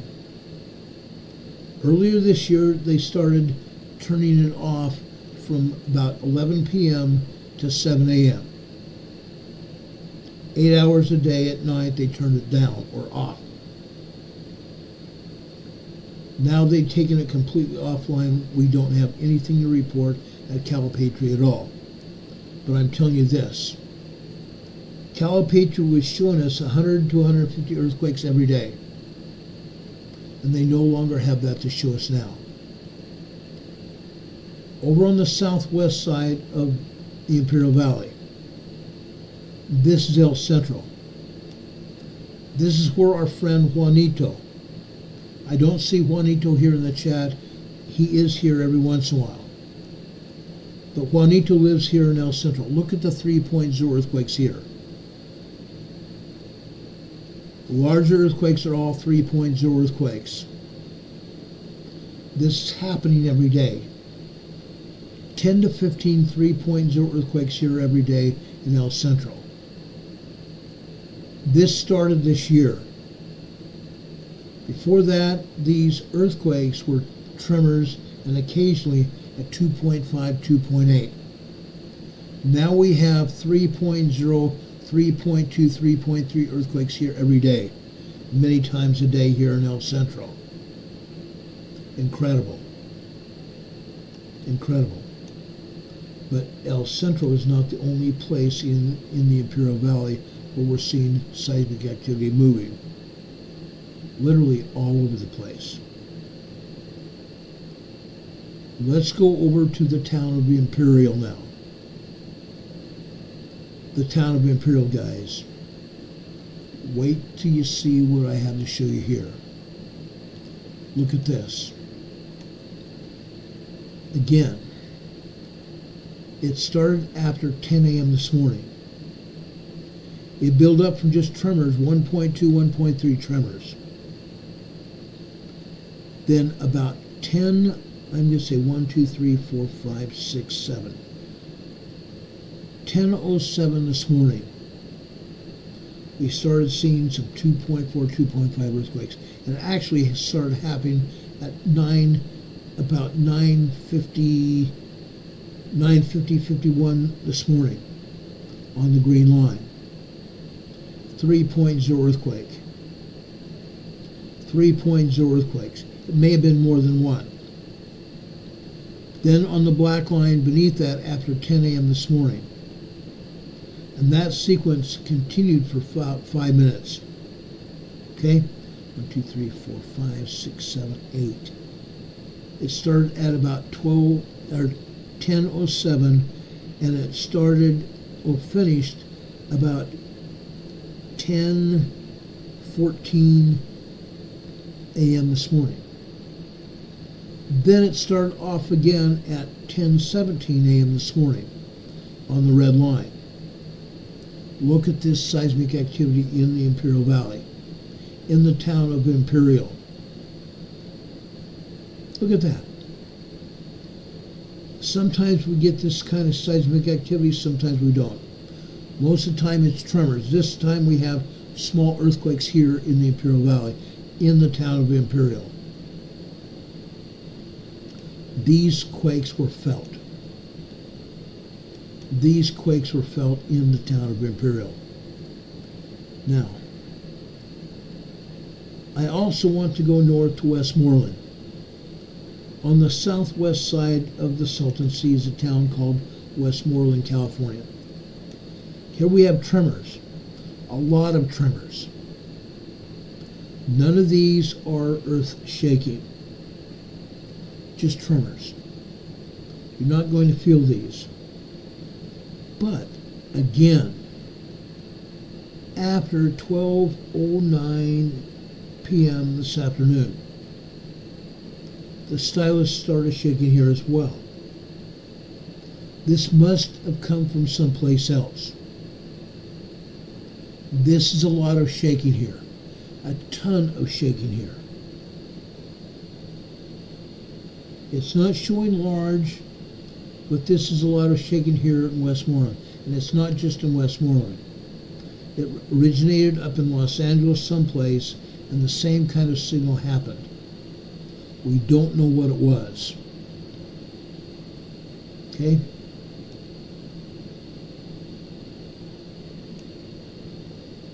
We don't know what it was.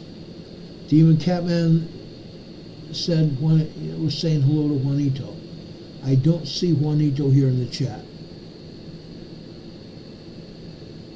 But Juanito lives in El Centro, California.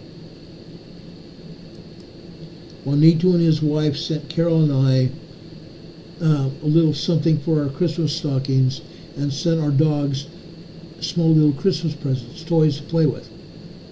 And yes, our dogs love those toys. It's great when you guys send us things like that. Carol and I love them, and our dogs love them too. I want to thank you all for supporting us, even supporting our dogs. Our dogs are our kids, and we love those things. Dean McCammon says he was here when we showed the El Centro Quakes. That's great. Juanito, thank you for being here. Juanito is a friend of ours and a friend of our program. We appreciate him very much. Thank you, Juanito, and thank your wife for also helping us at Christmas. We appreciate it so much. That means a great deal to us. We love and appreciate each and every one of you here. Anyway, I want to show you at least one other place here.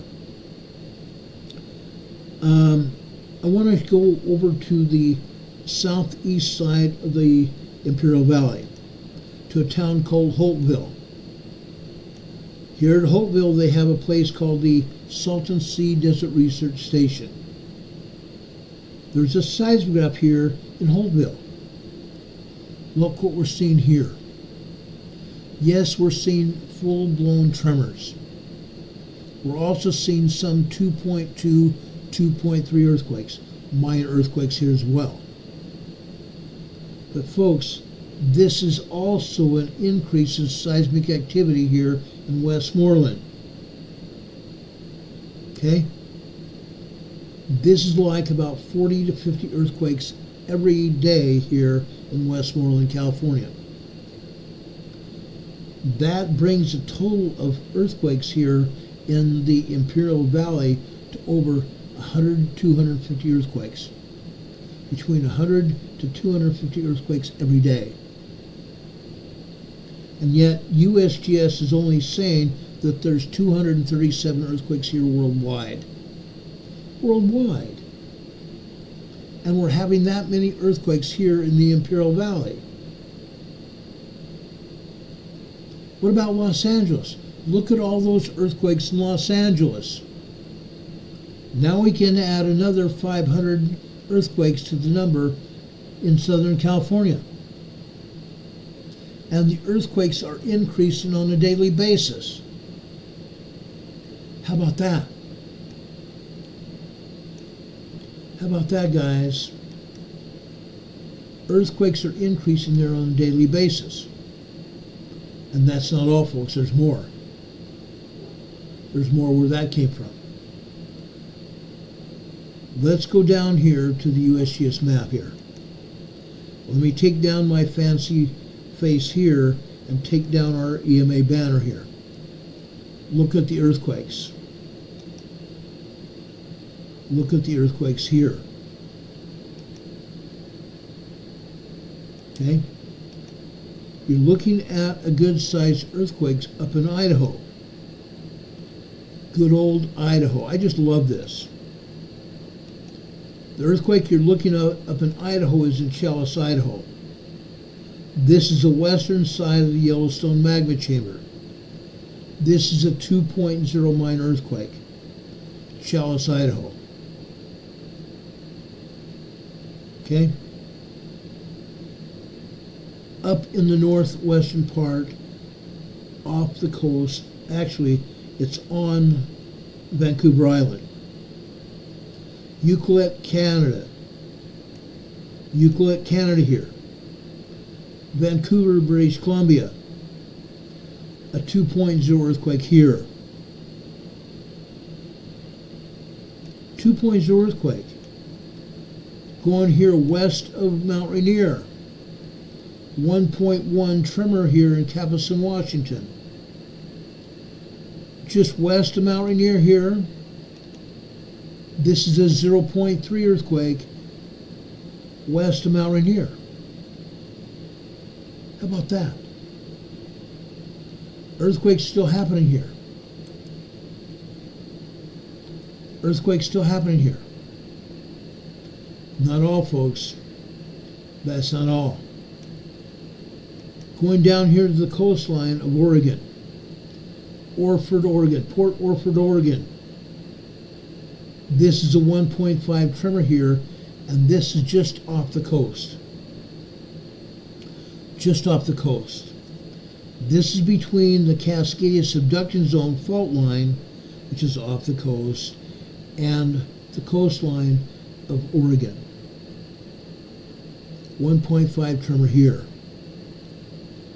Now, I have some other earthquakes, larger earthquakes than that I want to talk to you about. Off the coast of southern Mexico. This is a 6.0 earthquake. USGS has downgraded to a 5.9. This was a 6.0 very strong earthquake. 224 kilometers southwest of Jose Maria Morelos. Jose Maria Morelos, southern Mexico. Guess what, folks? Let me enlarge this for you. It's on the San Andreas Fault. The San Andreas Fault. Guess what? This earthquake is moving north. This 5.9, 6.0 seismic energy is going to move north. We may see large seismic energy here in northern Mexico or in southern California, probably within the next 24 to 72 hours. We may see a very strong earthquake here in southern California in the next 24 to 72 hours. Guys, it's going to happen. It is going to happen. We've already seen an increase in seismic activity in southern California. Now we're seeing this 6.0 earthquake happen here this afternoon. 3:40 Eastern Time this afternoon. 12:40 p.m. this afternoon Pacific Time. 6.0 earthquake here. Further off the coast here, in the Gigado Islands area of Mexico here, off the coast. This is a moderate 4.6 earthquake here. This earthquake is not going to affect anything. It's further off the coast in the Pacific Ocean. Going further south. This is off the northern coast of Colombia, South America. A 4.7 earthquake hit here. They're not showing any other earthquakes here in South America. That's a false statement. They're not showing any earthquakes here. USBS is lying about it. They're omitting earthquakes. There are 15 earthquakes here in South America. 15 earthquakes here in South America. There are even more earthquakes in Central America and southern Mexico. They're just not showing them. They're not showing them. Let's go down to the southern Pacific. Okay? Over on the North Island of New Zealand. This is a moderate 4.1 earthquake. This hit at 5:05 p.m. Eastern Time today, which is actually tomorrow over there in New Zealand. This is just north of the big volcano and just south of the Bay of Plenty here on the North Island near Kaharoa, Kaharoa, New Zealand. Kaharoa, New Zealand. A 4.1 earthquake. Further north in the Kermadec Islands today. This is a large 5.0 earthquake here. This is a large 5.3 earthquake here. This happened before the other 5.0 earthquake. This was a 5.3 earthquake, 10 kilometers deep. Then we had this 5.1 here. Then we had this 4.5 here. All of these are 10 kilometers, 6 miles deep. Then we have this 5.2 earthquake here. Okay? This happened at 12:30 Eastern Time this morning in the Kermadec Islands. The Kermadec Islands, folks, this is the Kermadec Island region. The Kermadec Islands here are occupied by nothing but birds. Occasionally, scientists will come down here to the bird sanctuary during high tide, but they have to be back off these islands before low tide, because if low tide happens, they have to stay on the island until high tide again the next day. Otherwise, their boats would be smashed against the rocks, volcanic rocks, underneath the water here near the Kermadec Islands, and those scientists would die here by the sinking of their boats. These islands are nothing more than a bird sanctuary. Nobody lives there. Okay? North of there. This is considered north of the Kermadec Islands, south of Fiji. This is another 5.1 earthquake, 10 kilometers deep. Right here, this is also 5.1 earthquake here, also 10 kilometers deep. That means we've had 6 5.0 and larger earthquakes here in the Kermadec Island region, as well as 1 4.6 here. 6 large earthquakes here in the last, I want to say, 18 hours. Unreal. South of the Fiji Islands here, we have another 4.5 earthquake here. This is a deep earthquake, 536 kilometers deep. This is going to propagate a larger shallower quake. A larger quake probably to the tune of a 5.4, 5.5 large quake. This larger quake that will propagate from this moderate quake will happen within the next 72 hours to 10 days. It could be in the Fiji Islands, it could be in the Tongan Islands, it could be over in Vanuatu, it could also happen over in the Solomon Islands or in Papua New Guinea. But it's going to happen. We go further north. This is a 5.2 earthquake here near Tonga, Niapu, Tonga. 70 kilometers southeast of Niapu, Tonga. This is a shallow earthquake, a 5.2 earthquake. Further north here. This is a 4.4 moderate earthquake here. This is 99 kilometers west-northwest of Hihifo, Tonga. This is a fairly shallow earthquake of about 183 kilometers deep. 183 kilometers deep. Interesting enough. Why are we having these kind of earthquakes? Simply put, number one, we've had a lot of coronal mass ejections from the sun during the past week or so. Actually, the past 2 weeks. These coronal mass ejections have been heating up the plates, which are causing these earthquakes. The coronal mass ejections heat up the plates. One other thing that's happening today, I explained earlier today. We have some planetary alignments happening. Venus, Jupiter, the Moon, and Earth. Planetary alignments causing electromagnetic radiation to hit the Earth. This radiation heats up the plates. When the plates heat up, the biological sand, dirt, biological plant material that's been holding these plates in place heats up and creates a kind of oil or grease kind of substance. When the plates heat up and that oily, greasy substance happens, that's when the plates will more freely move.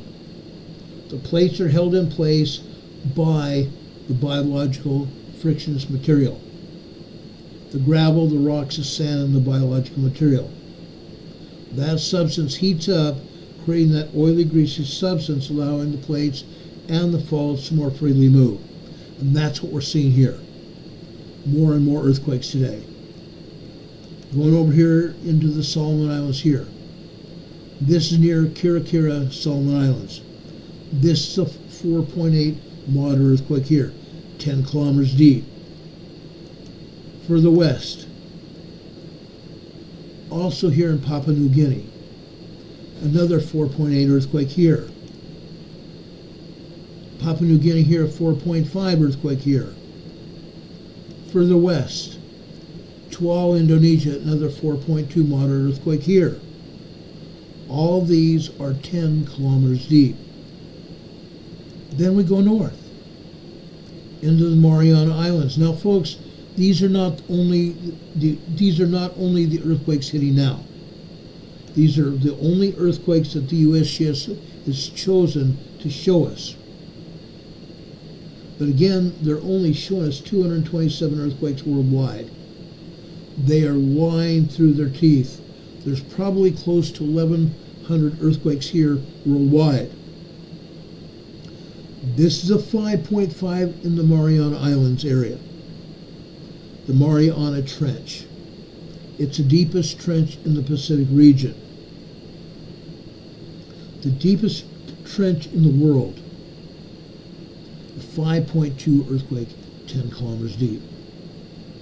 We go north to the Izu Islands, south of Japan. This is a moderate 4.7 earthquake. This is fairly deep, at 423 kilometers deep. Not deep, but it's fairly deep. A 4.7 earthquake. Then we go south of Tokyo, just like last night. We had 2 earthquakes here last night. This is another 4.7 earthquake south of Tokyo. This was a felt earthquake, a moderate earthquake, 4.7 moderate earthquake. This was 74 kilometers deep. Now I want to go over here to the Atlantic Ocean. Earthquake here. This is a 5.2 earthquake in the North Mid-Atlantic. In the North Mid-Atlantic. We've had seismic energy climbing here through the South Atlantic, the North Mid-Atlantic, all the way up here to the North Atlantic here. A large 5.2 earthquake, but not to be outdone. We've had another very strong earthquake here in Turkey. The very same place where we had a very major earthquake here over a year and a half ago. February 2023, February 3rd, 2023, we had a 9.0, 10.0 earthquake happen in the same region. It killed 5,000 plus people, plus 5,000 more injured. This was a very this was a very strong 6.0 earthquake here today. Now, I did my research on it. USGS is not lying about this earthquake. This was at least a 6.0, 6.1 earthquake. No more and no less than that. 6.0 earthquake here, 18 kilometers west of Duganyol, Turkey. Duganyul, Turkey. 10 kilometers deep. A fairly shallow earthquake. But that's not all. Iran. This is a moderate earthquake also on the same plate. The same fault line. This earthquake is a 4.3 here in Iran. 10 kilometers deep. You go northwest and you get to Turkey. Same fault line. We come all the way over here from Iran, Iraq, all the way up here into Afghanistan. This is a 5.9, 6.0 earthquake in Afghanistan, in the mountains. This is the edge of the plate as well. There's 2 plates here. One goes straight west from here in Afghanistan all the way over here to Turkey. It goes all the way through Iran, Russia area here, all the way over to the Caspian Sea, all the way across here to Turkey, Syria border region. We also have another plate that goes from Turkey here, goes all the way down here into Iran, where you see this 4.3 earthquake here, and it goes all the way down south here into Tajikistan area. It goes, not Tajikistan, I'm sorry. It goes all the way down here into India, all the way up here to Tajikistan and Afghanistan. This is where we have the other 5.9, 6.0 earthquake. We go up further north into China.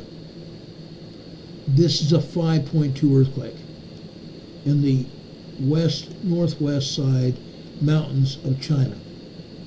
A 5.2 large earthquake here, also 10 kilometers deep. This is a 4.0 moderate earthquake also here in China. Kuga, China, Kuqa, China. 4.0 moderate earthquake here, 10 kilometers deep as well. Okay? We don't see any earthquakes in the Himalaya Mountains between Nepal and India here. None here. USGS is also showing no earthquakes between the Himalaya Mountains to the northeast of India, all the way down here through Myanmar, down here into Thailand, Cambodia, and Vietnam. There are earthquakes here, but they're not showing them. USGS is doing its best not to show exactly what's going on. Like I said, I believe we've already had over 1,000 earthquakes here around the world today. They're just not showing what's going on. Does anybody have any questions about anything we've shown here today? This is a lot of seismic activity, but it's also due to the planetary alignments and the solar activity that we've had. That's what's going on here. That's why we're seeing all this earthquake activity today. Any questions?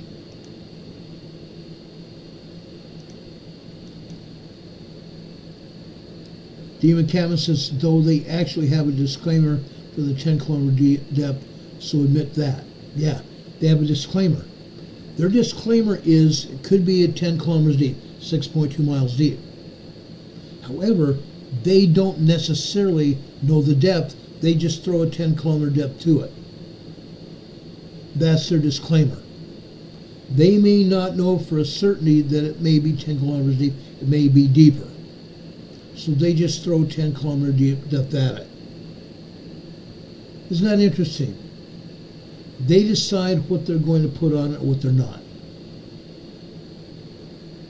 Wilson's here in the chat saying, I would like to know if the Salton Sea area is in big trouble. Pretty much.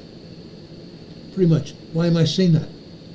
I just got through showing you a very large earthquake down in the South Pacific, just off the coast of Mexico, on the San Andres Fault.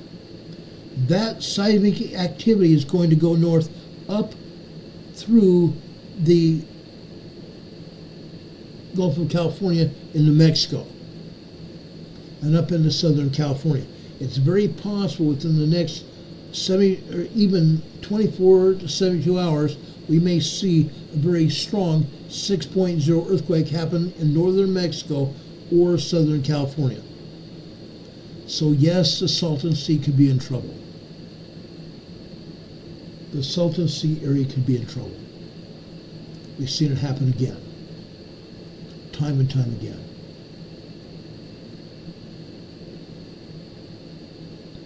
Diane Kelly says, I feel like I'm in an earthquake science class. You probably are. I had a very good professor of geology and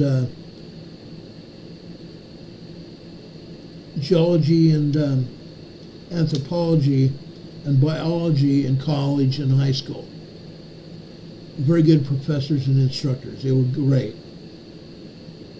My geology professor took us out in geological digs out in the Imperial Valley and also out in the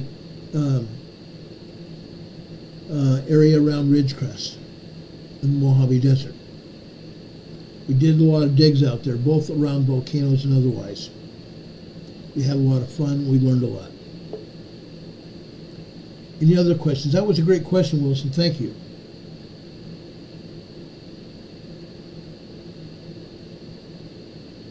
We appreciate this, guys. We really do. Wilson says, okay, again, it happens. Just got over fires that aren't out prepared. I hope everybody is prepared. Yes, there have been fires in Northern California. There have been fires in Oregon. There have been fires in Wyoming. Huge wildfires in Wyoming. And guess what? The major media did not say word one about it. We heard it from the local media in Wyoming and Idaho, and even Utah.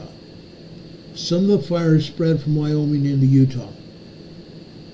I have friends in northern Utah that reported it. Incredible. Incredible. Any other questions? Those were great questions, guys. I really appreciate it a lot. That means a lot.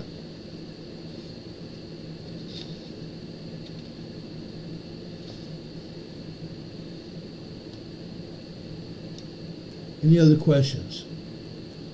We're over 2 hours right now. I didn't want to do this, but I'm going to spend another couple minutes here with you. Most of us carry in our hearts a desire to assist the poor, or to lift the distressed, to give comfort, hope, and help to all who are in trouble or need it, or have pain in their lives. We recognize the need to heal the wounds of society and will replace with optimism and faith the pessimism of our times. There is no need for recrimination or criticism against one another. There is an article of faith to which I subscribe that states, we claim the privilege of worshiping Almighty God according to the dictates of our own conscience. Allow all men the same privilege. Let them worship how, when, where, and what they may. Now, I hope to find myself always on the side of defending this position. Our strength lies in the freedom to choose. There is strength even in our diversity, but there is greater strength in the God-given mandate to each of us to work for the uplifting and blessing of all his sons and daughters, no matter where we are, regardless of their ethnic or national origin or other differences. We are all sons and daughters of God, each member of the divine family. As surely as he is our Father, we are all brothers and sisters. We simply must work unitedly to remove from our hearts and to otherwise drive from our society all elements of hatred, bigotry, racism, and other divisive action, and words that limit a person's ability to progress, learn, and fully accepted, to be fully accepted. Snide remarks or racial slurs, hateful epithets, or malicious gossip and mean and vicious rumor mongering have no place among us. I hope to shout that's where we are. All of us in the EMA family mean there's no bigotry or hatred or vicious rumor mongering having any place in any of us.